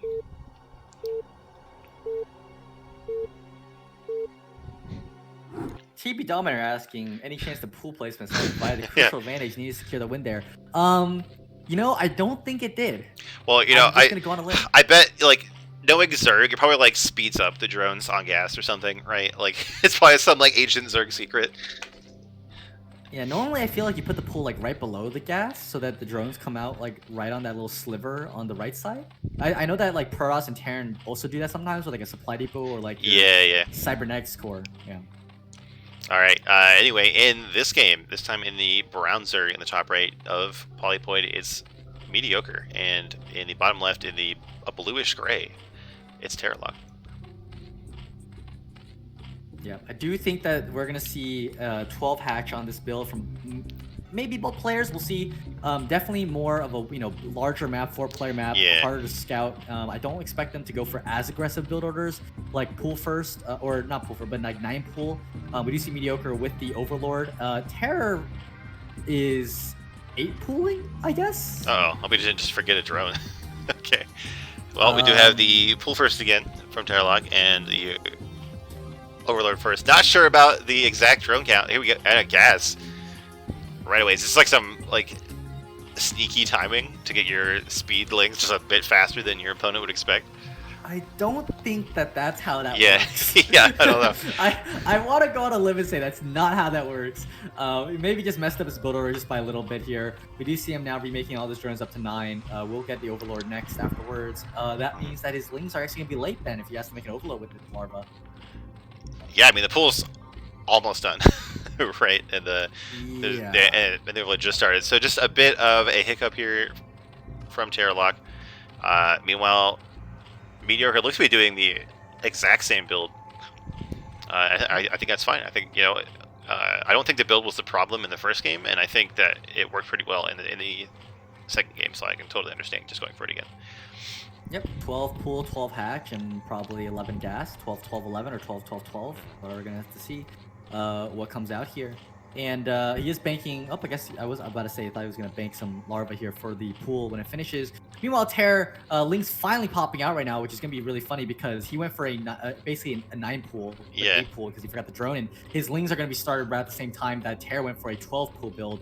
And this is why we say, at least in the lower tiers, definitely work on your build orders. Build orders are very important. You're getting a lot better at the game. Allows you to have a much smoother transition into that mid game. An Evo chamber. What is going on? It could be a carapace build. I mean, he's banked up 124, so maybe it's a melee upgrade. Ling. Yeah, is carapace 150? 150. Carapace is 150. Okay. I think so. This looks like a melee attack variant. Interesting. I guess. I can't even think of the last time I saw that. It makes sense, I guess, if you can pull it off, but.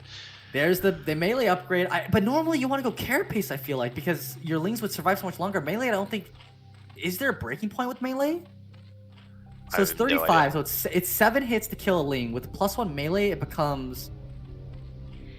You have to count for the regen too, I guess. I'm not sure that maths out. Yeah. Stormcrawlin is shaming us. Apparently, it was in BSL and it worked. This a +1 attack build. It's okay. Right. I'm a fake fan. I don't watch every BSL game. Anyway, we have a bunch of Lings coming out here for Terralock. A bit early for the +1, but still a bunch of Lings. And meanwhile, we have a bunch of Lings from Mediocre, this time on a solid concave on the ramp. Yep.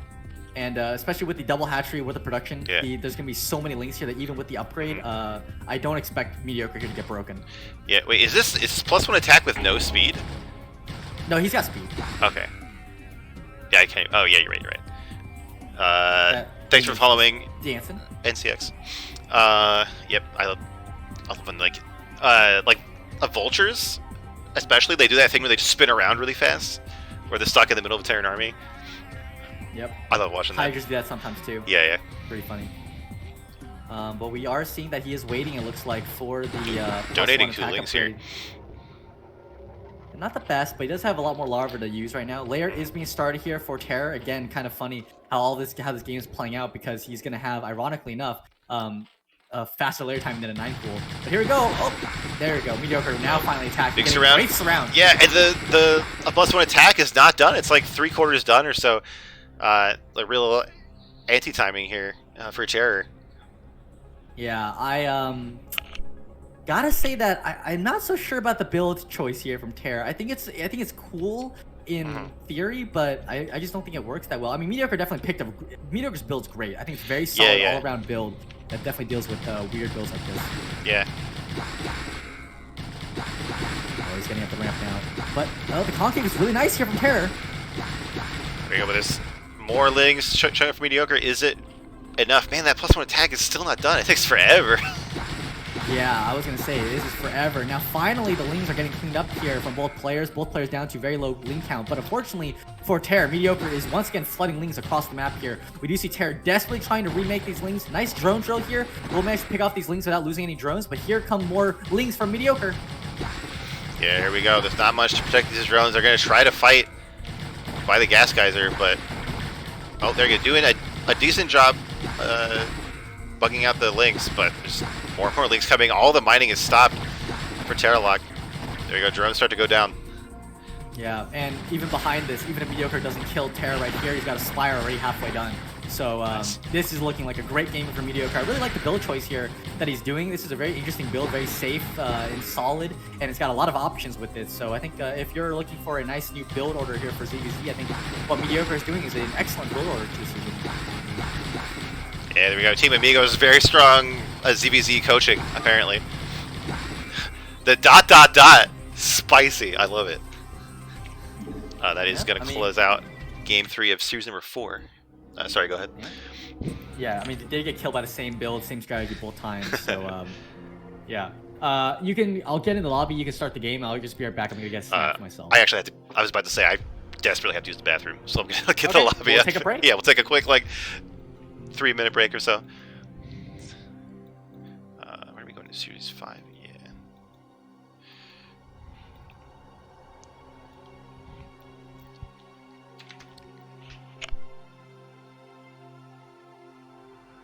Yeah. All right, we'll be back.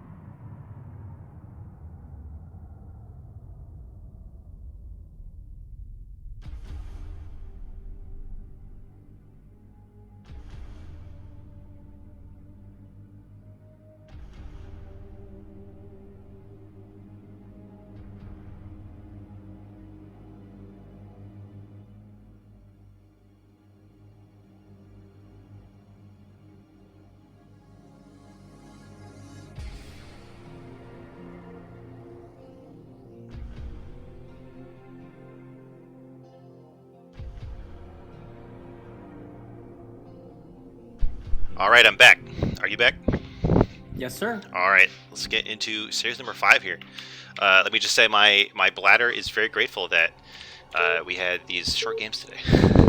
Can you imagine if we were locked in some long it's like TBT? I'm like, oh my god, I'll just pause in the middle of the game and get out of here. All right, looks like in the bottom left we have the pink Terran Zogern, and the top left the yellow Protoss MG92. All right, excellent PVT for today. There we go. Yeah. Finally, now Yeah. it's about now. There we go. Now we're talking about. Yeah. All right. So in these positions with this short rush distance, we could see some kind of aggressive moves. Fit the theme of tonight. Yep. 2 factory, good cheese. You know, maybe proxy robo here, maybe like the 9 o'clock position. Yeah.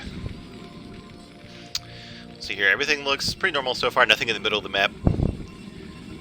This is a very early supply depot here for Terran. Oh, really? Is it? Oh, yeah. You start at 7 supplies. So, True.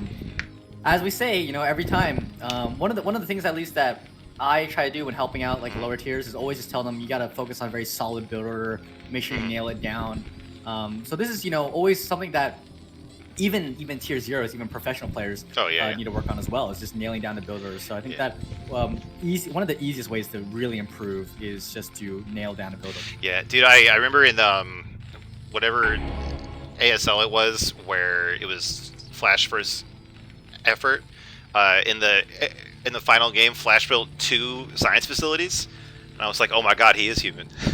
Like it that kind of stuff literally happens to even like the best player. Yeah, and you know, he was definitely under a lot of pressure there from Effort when Effort was doing all those kind of link shenanigans. Yeah. But you know, it is something that you always have to focus on, is making sure that you're nailing down that build order, because the builders exist for a reason, right? They help you transition easily mid game and easy late game, everything. They really help you set up yourself for success. And if you mess up your early builder, you do fall behind quite a bit, actually. Yeah, that's like the smallest little thing can really add up, especially like a lot of these like crisp like 2-1 timing build orders. Like you can absolutely just shut down your whole engine if you don't get everything right on time. You see, pretty standard for both players though, all things considered. Zogern only got 2 guys on gas so far. I think it's probably because he had a little too much money. He needed to try to spend it a little bit first before he gets more gas. And looks like he's building the bunker. It is gonna, that bunker is gonna cover up his comsat station later on. Oh man, that could be rough. But like, by the time you build the comsat, do you really need the bunker anymore? No, not really. It's more so to keep that feeling of safety. Yeah. But we do see MG92 is not started goon range just yet. I don't know if he's going for maybe like a fast robot. Okay, there it is. There's the fast goon. There's a goon range. A little bit late on that one, but it shouldn't matter too much. Exactly. I've been told by chat that Zogern is a she, so Oh, okay. I'll try to fix that. Yeah, I've been doing that lately, assuming everybody who plays this game is male. That's definitely not actually the case. It looks like, CPL's definitely added a lot more females to the league, which is excellent. Yeah, it's cool. There we go. Oh, I think this Nexus is slightly off. I know that pain. Oh. Oh, no. Oh, and the goose just gonna run by the one Marine. No! Oh, no, keep going. Oh, man. Oh, man. All right, well. It's a fun game for everybody. Slightly messed the building placements for everyone today. Nexus is off by a little bit, and the bunker blocks the comsat. So it's gonna be fun for both sides here. Do you see the robo coming down here for MG92? Very good timing. He's probably gonna look to get down those other gateways soon as well. Yeah, the build looks pretty solid from Protoss. Looks pretty practiced. Just the Nexus placement's a little off, but that happens. Yeah, every time I misplace like my Nexus or whatever, and I'm like, dude, I have to cancel and lose 100 minerals, man. That's so depressing. It's not tearing, just fix it later for free. Yeah. Great things about Terran. Exactly. It's okay, it's to make up for all them just being the most miserable people ever. Yep. I mean, I think Artosis leads us in that department. Yeah. Oh, this goon getting caught out. Oh, nicely done there from Zagurn. She does still only have one guy on gas. That first tank gets siege mode out. The tank is definitely a little bit late here for her, but it should be okay. You know, she does have the bunker out the front there with 4 Marines, very safe. That being said, this tank is late. If we do see the goons come out here for MG and tries to harass a little bit, she will have a little bit of issues defending against those early goons. Yeah, we'll see. I don't think this is really like an aggressive posture from MG92 here. Like, just one goon out here to look for pushes or vultures. The rest of them are staying at home. It looks like we're getting a very safe like follow-up, just these 3 gates, and Observer is probably going to see a quick third soon. But you're right, like, if the Protoss goes for that aggression, being forced to repair that bunker, even if you keep the goons out, is really expensive. Yeah. But we see Vulture coming out here second, right after Siege, right after the first tank. So, that goon is going to be donated to the Zagurn Foundation. Very nicely done there for MG. Very friendly gesture to just donate that. And in the meantime, you see Academy coming down here for Zagurn, and she's finally going to realize that comp stat is a little bit misplaced. That bunker will have to be killed off later on. I mean, she doesn't even have any Marines in it, so it doesn't really matter. Marines aren't even going in there. It's condemned. It's not suitable for occupation right now. So we see, so we see a second gas go down for MG92 and the Citadel, so we're not going to see that Feather with it. It looks like we're going to see 2 base Arbiter here, which I think is reasonable in these close spawns. You know, it's even safer, it's better if there's any kind of quick push here.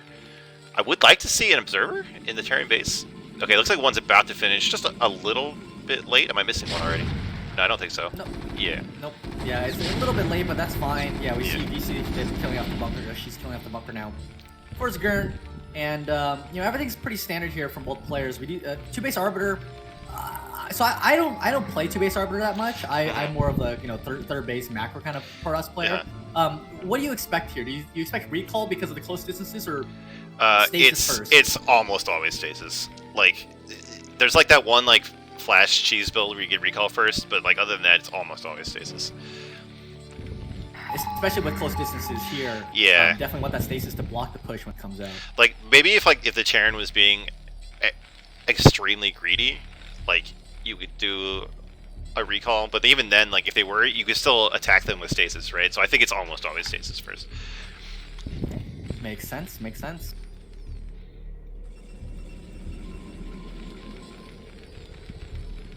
Plus, I'm just personally really bad at recalls, so I always go for stasis first. Oh yeah, me too. Don't worry. I only think about recall like a year after I get a research and I've been offended. Yeah. I have recall. Oh, that's what I'm supposed to do. Yeah. I'm like, man, I can't kill any bases right now. What's going on? We have a big goon movement across the middle of the map. MG92 is starting to think about containing, maybe trying to delay this third base, which is being built on site by Zonger, and she hasn't put any defenders there. I think if these goons go over there real quick, they can absolutely shut that down. And I think the Observer saw it. Did I imagine that? I'm not sure. I don't think the Observer's seen it, so I don't. So the command center's gone down in the dark here. We do see MG92 is about to take a third base of his own. This is a different stylistic difference here between a lot of Prorasses. Some Prorasses like to kind of play more back, try to stop Vulture harass. Other Prorasses really like to, kind of get up into Terran's face here. And really, MG92, if he played the latter style, would be able to see this third base come in. The tanks are pretty far away, not sieged up. The Observer does see the tanks are not sieged right now. Here we go.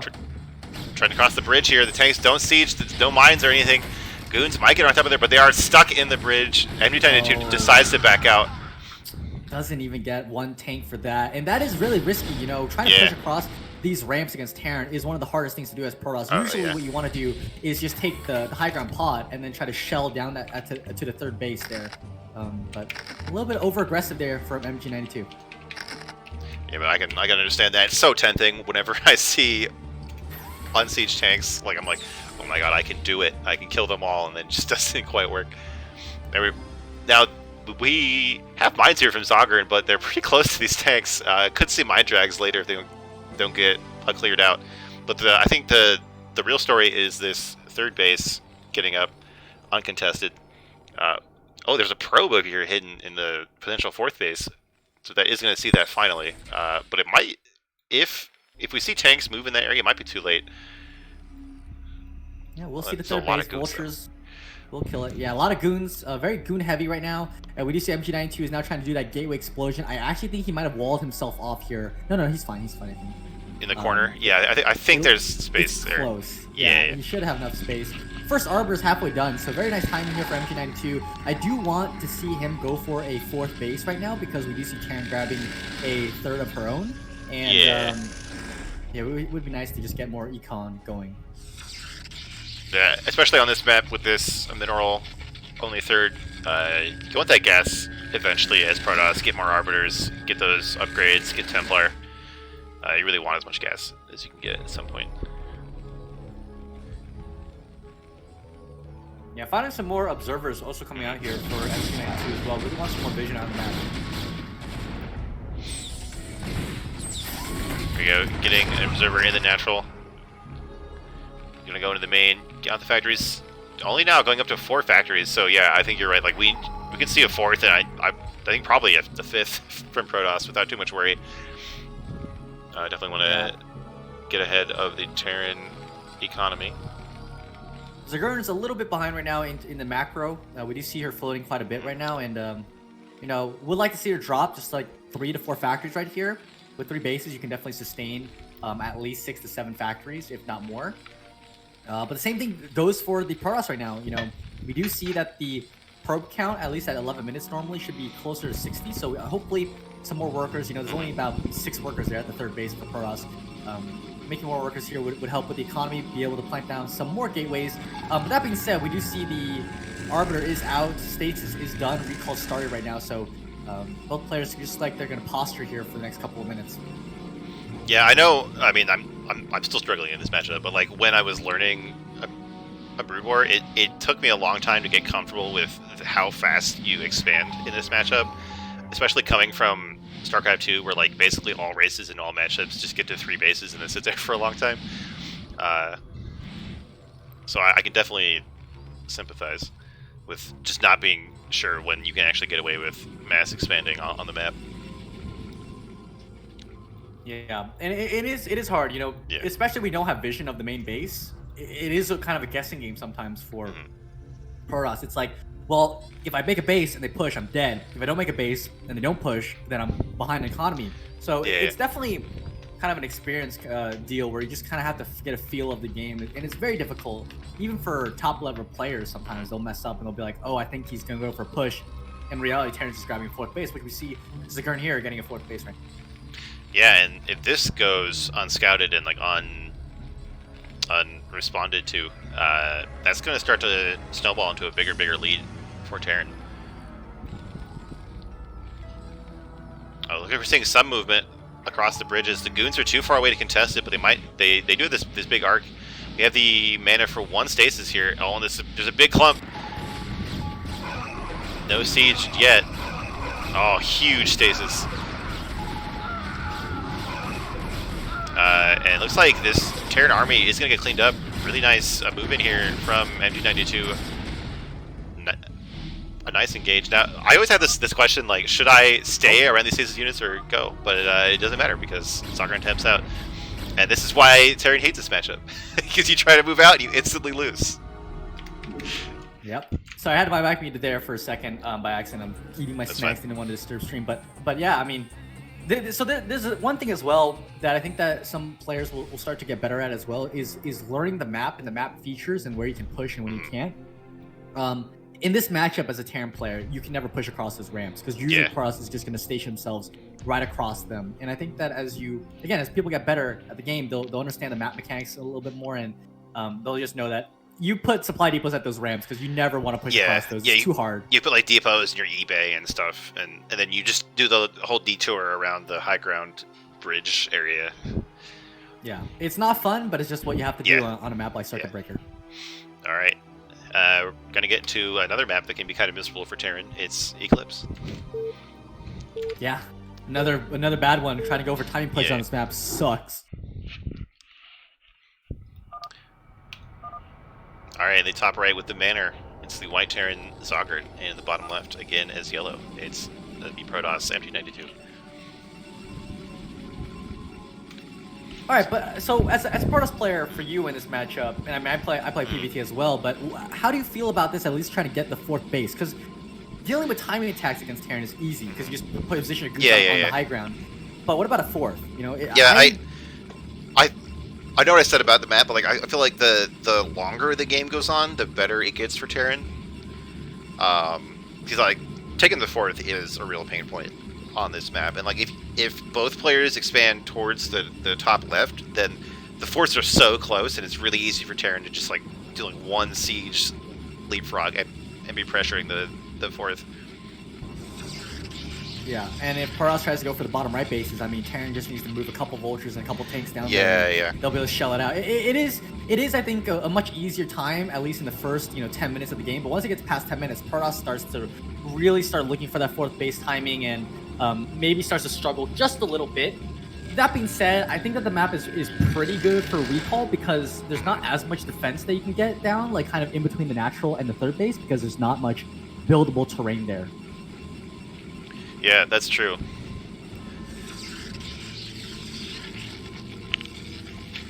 I think I've seen some carriers on this map, but I think like the big issue is while there are like cliffs in the middle, the way the cliffs are lined up, it doesn't really help the carriers stop pushes because the push can just keep going straight across the map.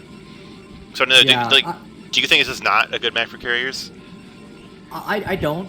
I think that this map, there's some parts of the map where it's like, okay, like, as you said, kind of like the paths from the bottom, the middle, and the top are allow carriers to kind of poke in and out. But again, that doesn't really stop the push, right? Because it's such a linear path for Terran. By the way, we do see double racks here from Zogern, so she is going to go for a bio play this game. Interesting. Like, didn't even get a Gastel to trigger this, just decided to go for it. And this is what we've seen today. It's all these cheese and like quick aggression builds from players here want to close it out for the playoffs. Yeah, and we're gonna see if this how much MG92 is prepared for this. You know, it really M&M comes down to micro for Protoss players to defend it. Like, you just need to be able to make sure that you have reasonable goon micro, and it's not that hard to defend as long as you have a reasonable goon count and your macro is good. Yeah. Yeah, it really is like for Protoss, it's like staying calm, getting good kiting with the goons.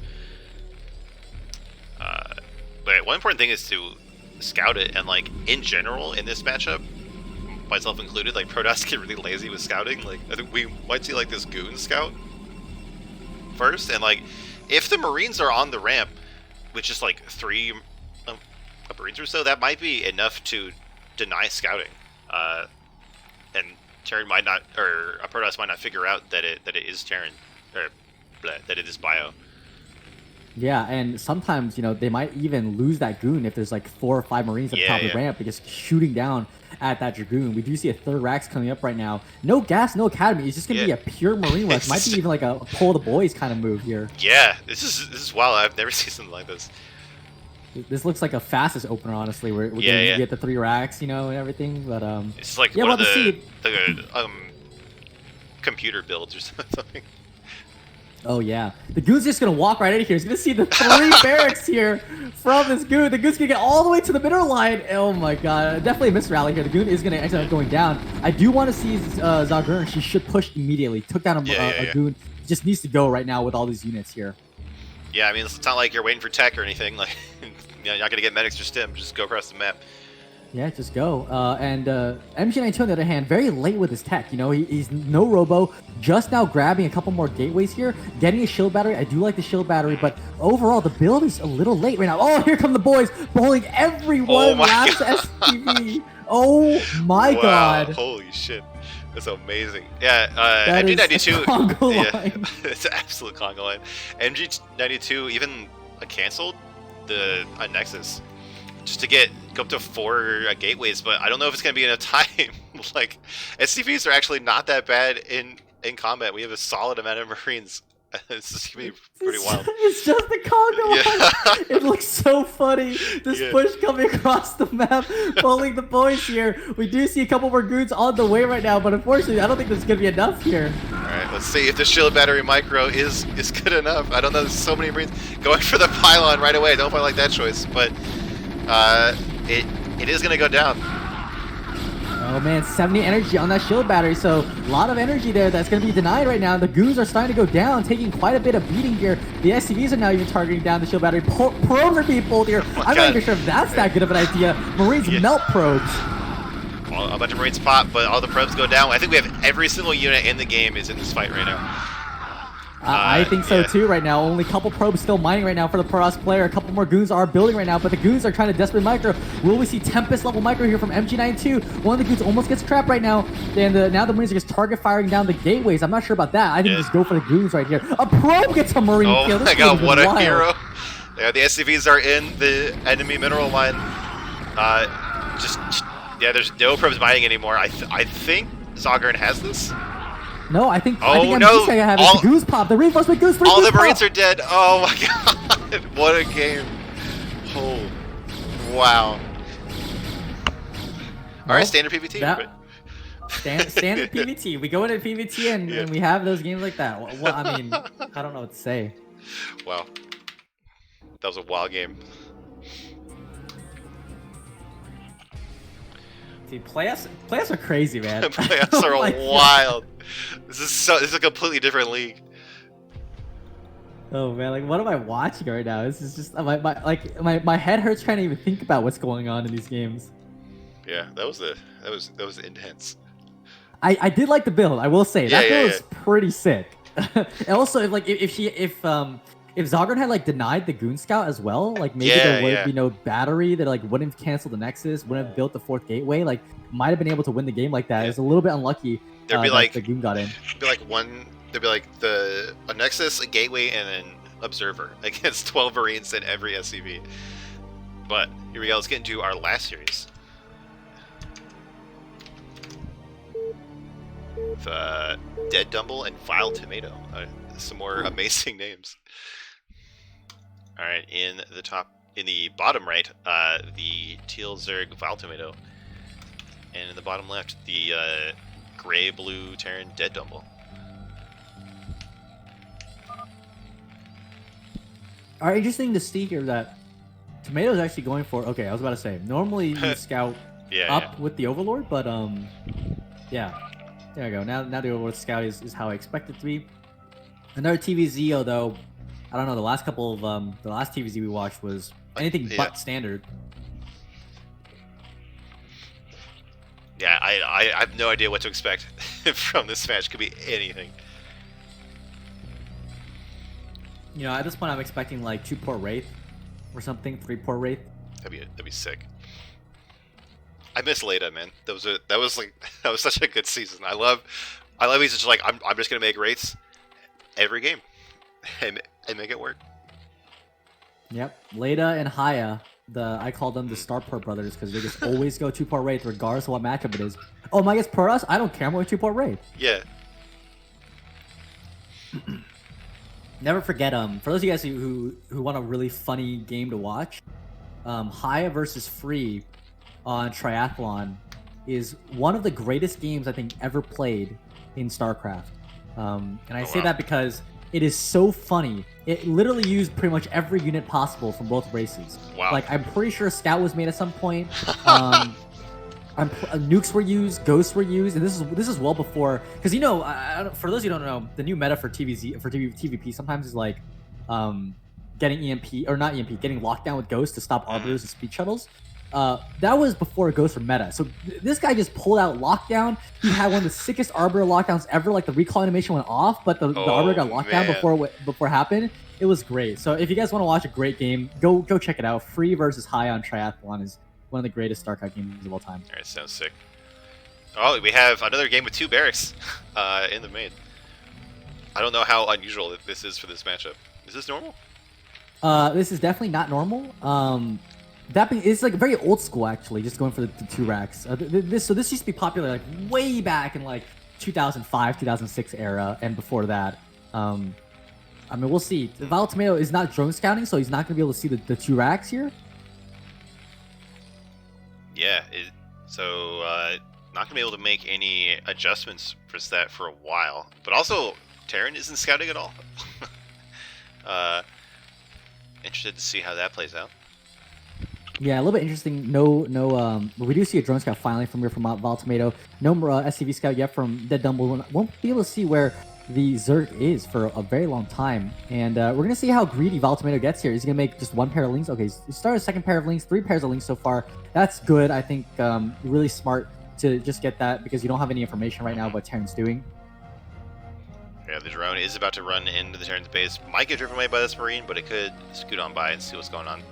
Certainly going to be kind of suspicious if you don't see a command center by now, right? Yeah, definitely suspicious. Also, the fact you see 3 Marines this early into the game. Yeah. Normally, this time you should only see 2 Marines at most. Should alert that something is up right now.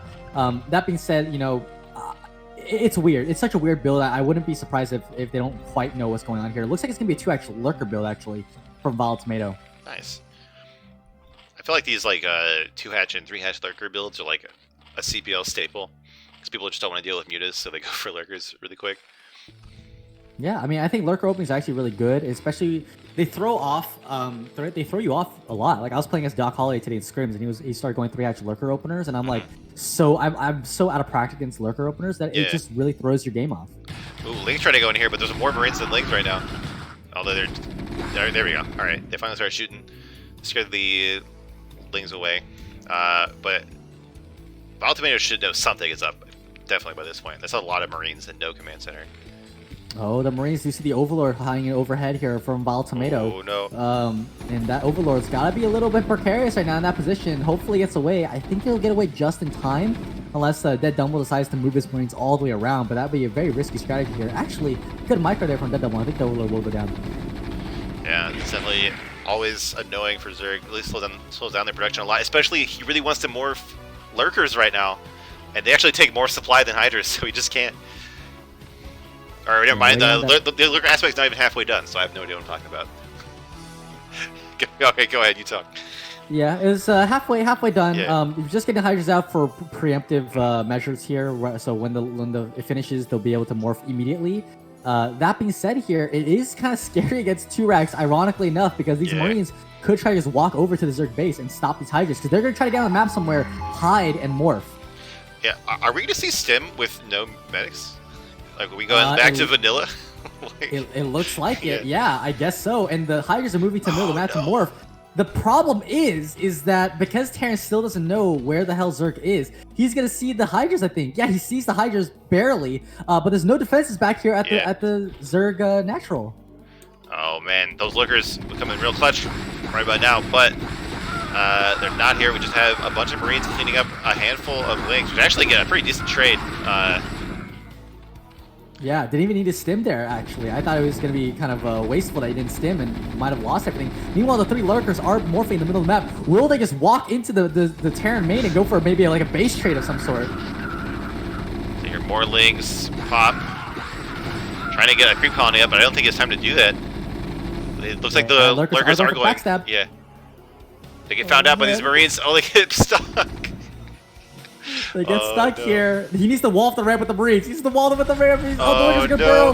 They're going to pick up the Marines. And now if they get into the main base, there's no detection. The scanner has only 1 scan left, but there's not enough Marines here to defend. Yeah. I think that the 2X Lurker's going to win here. Yeah, and the Lings spawning at the Zerg base cleaned up all the Marines.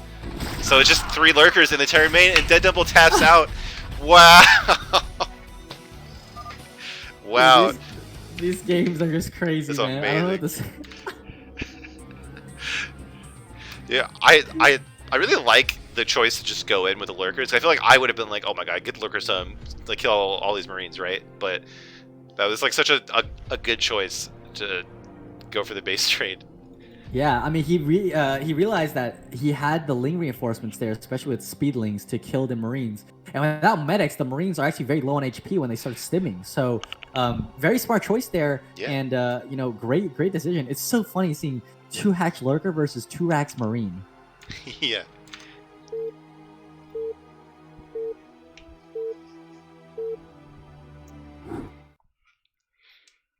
All right. Alright, we're back on Eclipse in the top right in the white circuit. It's Vile Tomato, and in that cursed navy color, it's Dead Dumble. In the Terran, bottom left. I'm sorry, what? I can't see the name. I don't yeah, know who, I don't know who this this is. It could be anybody. All right, we'll see what wacky builders we're gonna have this game. So I used to do this build, and I think that there's the one game Sky High versus Jada on Destination where Sky High did pulled an SCV at 5 and built a 8 racks right underneath the main of Destination. Oh, wow. And lifted the racks. I would not be surprised. I mean, it's too late now, but that is a build that I would love to see someone try on Eclipse here in this TVZ. Is pull an SCV at 5, build the barracks right next to the main base, and lift it in. Wow. I mean, with the way that games have been going this way, yeah. we might see paratroopers for all we know. Dude, I'm gonna watch all of the cast this week. I want to see all the cheese people pull out. Like if it's like this, unless we happen to get like all of the cheesiest games. Yeah, I mean, I expect the other games to maybe not be as cheesy as these games have been, but I definitely suspect that there's gonna be a lot more cheese than normal. Normally we see cheese maybe in one game out of a 3-game series, but with these games, I expect cheese at least at 2 out of the 3. Yeah. And so far, almost every game has been some unorthodox cheese. Looks like a hatch first from Vile Tomato, and at least one barracks is down for Dead Dumble. Yeah, we'll have to see if that second rack stays started right now. No SCV scout just yet. Normally, again, Terrans would like to scout at 11.5, 12 supply. So it might just be another 2 racks and wants to keep that SCV mining for a little bit longer to be able to have more income to plant that second barracks down. Question mark? The SCV can't decide where he wants to go. A little indecisive here. There it's going to be second racks. There's the 2 racks there. Meanwhile, everything very standard here from Vile Tomato. We'll see if he goes for another 2 hatch lurker opener. And we'll see here if Dead Dumble decides to go for the medics this time instead. I think he definitely wanted maybe at least 1 medic with that initial push with Stim. Like 1 or 2 medics, like you need the academy anyway, so might as well, I think.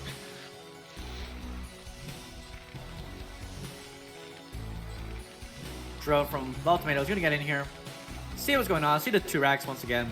Well, did he actually see the 2 racks? So, see the building barracks up there at least, but it didn't actually confirm that there's 2 barracks over there. Yeah, he should know, right? Like, yeah. If you see the stat barracks building, you'd be like, okay, this guy's really late barracks, and that shouldn't be happening unless Terran really messed up bad. Oh, it looks like 3 hatch this time actually from Vile Tomato. Changing it up. Could still go into lurkers, but like the 3 hatch lurker is like way more economical, right? It's not like a cheese or all in kind of like 2 hatch lurkers. Yeah, there's actually 2 styles with the 3 hatch lurker. One is kind of more economic, where you get the 3rd base with the lurkers. The other one, you kind of do like a battle Zerg almost style, where you get like a ton of lurkers out with a lot of lings, and you just fight the Terran back all the way and push them back into their natural. Scouting SCB does get cleaned up, but he does see the second gas, and I like with 2 gas with 3 hatchers. Do you think it's gonna be mutas or lurkers? I think like that's way too early to get the gas for Spire, right? Like the layer's not even started yet. Yeah, so I think what Vile Tomato did is he maybe forgot the gas there, so that's why he's building the second gas much faster. That being said, normally getting this much gas early on is definitely indicative of a meatless play. However, he could just try to go for like a mass lurker attack, and we definitely could see that happening here. I know again a lot of Zergs try to go for those lurkers, just want to steer very clear of the meatless tech. See, we do have that lair coming up. 2 Sunkens going down. Vile Tomato determined not to get caught out by the 2 Rax Marines again. Yep. Finally, Dead Dumble with the Academy going down right now. He's got quite a few Marines here. Do expect maybe a push here. He's got up all the way to 12 Marines so far. And yeah, here comes the push with the first control group of Marines. That being said, 2 Sungens should easily deal with these Marines. Yeah. And with these lings placed on the map, Vile Tomato should have a good idea when their opponent tries to cross the map. You know, maybe get like one or maybe get a sunk or get some more links. And here we go. We do have the nope, no, never mind. Just take a step forward. Yep, that Overlord might actually get caught out once again here by the Dumble, and that will be a nice win there. And meanwhile, we do see Spire coming down here for Valtamita, so we'll be Spire Tech instead. Oh, the Marines got stuck! Oh, no! My god, that's sad. That Marine probably got right-clicked on the Overlord, and now it's stuck. Yeah. He's got to press S to get it unstuck. That sucks. That's harsh. The Dead Devil getting +1 attack. You don't need to expand. Just get all the stuff on one base anyway, right? Yeah, I wonder if Dead Dumble would do better by going for the Ayumi build, which is a very old school build. I think you get like +1 5 racks on one base. I don't know how you afford it, or like I think it's 4 racks actually. But you do that. I mean, he's got like 4 units queued up in each barracks right now, so he definitely could afford a couple more barracks on top of this. Oh, we got Fire Bats and Medics this time coming. So gonna upgrade the push a bit from last time. Yeah, that being said, I mean, got no turrets right now in the base. The Spire's about to finish. Mita's, again, we see Valtamita with a lot of that gas banked up right now. Yeah. We'll have enough minerals for 9 initial Mutas. And it's going to look very scary here for Dead Dumble. Yeah, it's going to be a ton of Mutas. If this micro is good, I mean, like, Mutas can just straight up fight this Bio Ball if there's not turrets over it. Here we go. They move out. There's some Fire Bats, a Medic mixed in. I think reinforcing Medics. Yeah, here we go. Valtomato is much more prepared this time with these sunks and a handful of links, and the Mutas are going to have time to pop out. Yep. And I really do want to see him get more of that third Sun Colony. I mean, he doesn't see the push coming out, so he won't know until the very last minute. But the Mutas should be able to defend this, I think. He's need to just make sure he doesn't lose all these Mutas carelessly. He's got to pull back right now. Losing a couple of his links is actually really bad here because they help buffer. No, you got to fight with the Sunkins. Yeah, fight with the Suns. I don't like this. He's got to pull back, fight with the Sunkins. There you go, does manage to pull back. There you go, the Sunks are in the game now. Here we go. Mutas got to start attacking. I think there's enough damage from the Zerg side here. Yeah, I agree. The third Sunken finishes right in time. There's the GG from Dead Dumble, and Valtomato's going to take the series 2-0. All right, and that's the last game of the night. I cannot believe we got through 6 series in like just over 2 hours. Yeah, very quick. A lot of cheese, as we said. But really, some really cool games and some very interesting tactics from all these players. Exactly. And Team Amigos came out 4-2, and as a biased caster, I'm always a fan of that. Sadly, my team. We'll see. We'll see if my team's games get casted later. I think one of my games, is really funny at the end. We're trying to cast every single playoff game, I think. Yeah, I think that's what State Zero did say. All right. Well, that being said, that is the end of our cast for tonight. Thanks for watching, guys. We are gonna have like a match of the week Tuesday and Wednesday, and I saw a bunch of people volunteering to cast these playoffs games, so there's gonna be a whole lot of CPL content. Thanks for coming on, Flash, for the win. Thanks for watching, everybody. I am going to find somebody to raid, and then we'll close out. All right.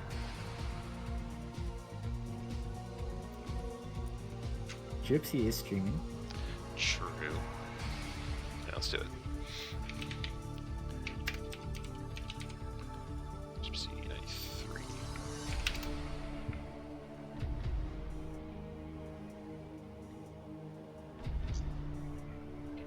Wait, did not work? I can't tell.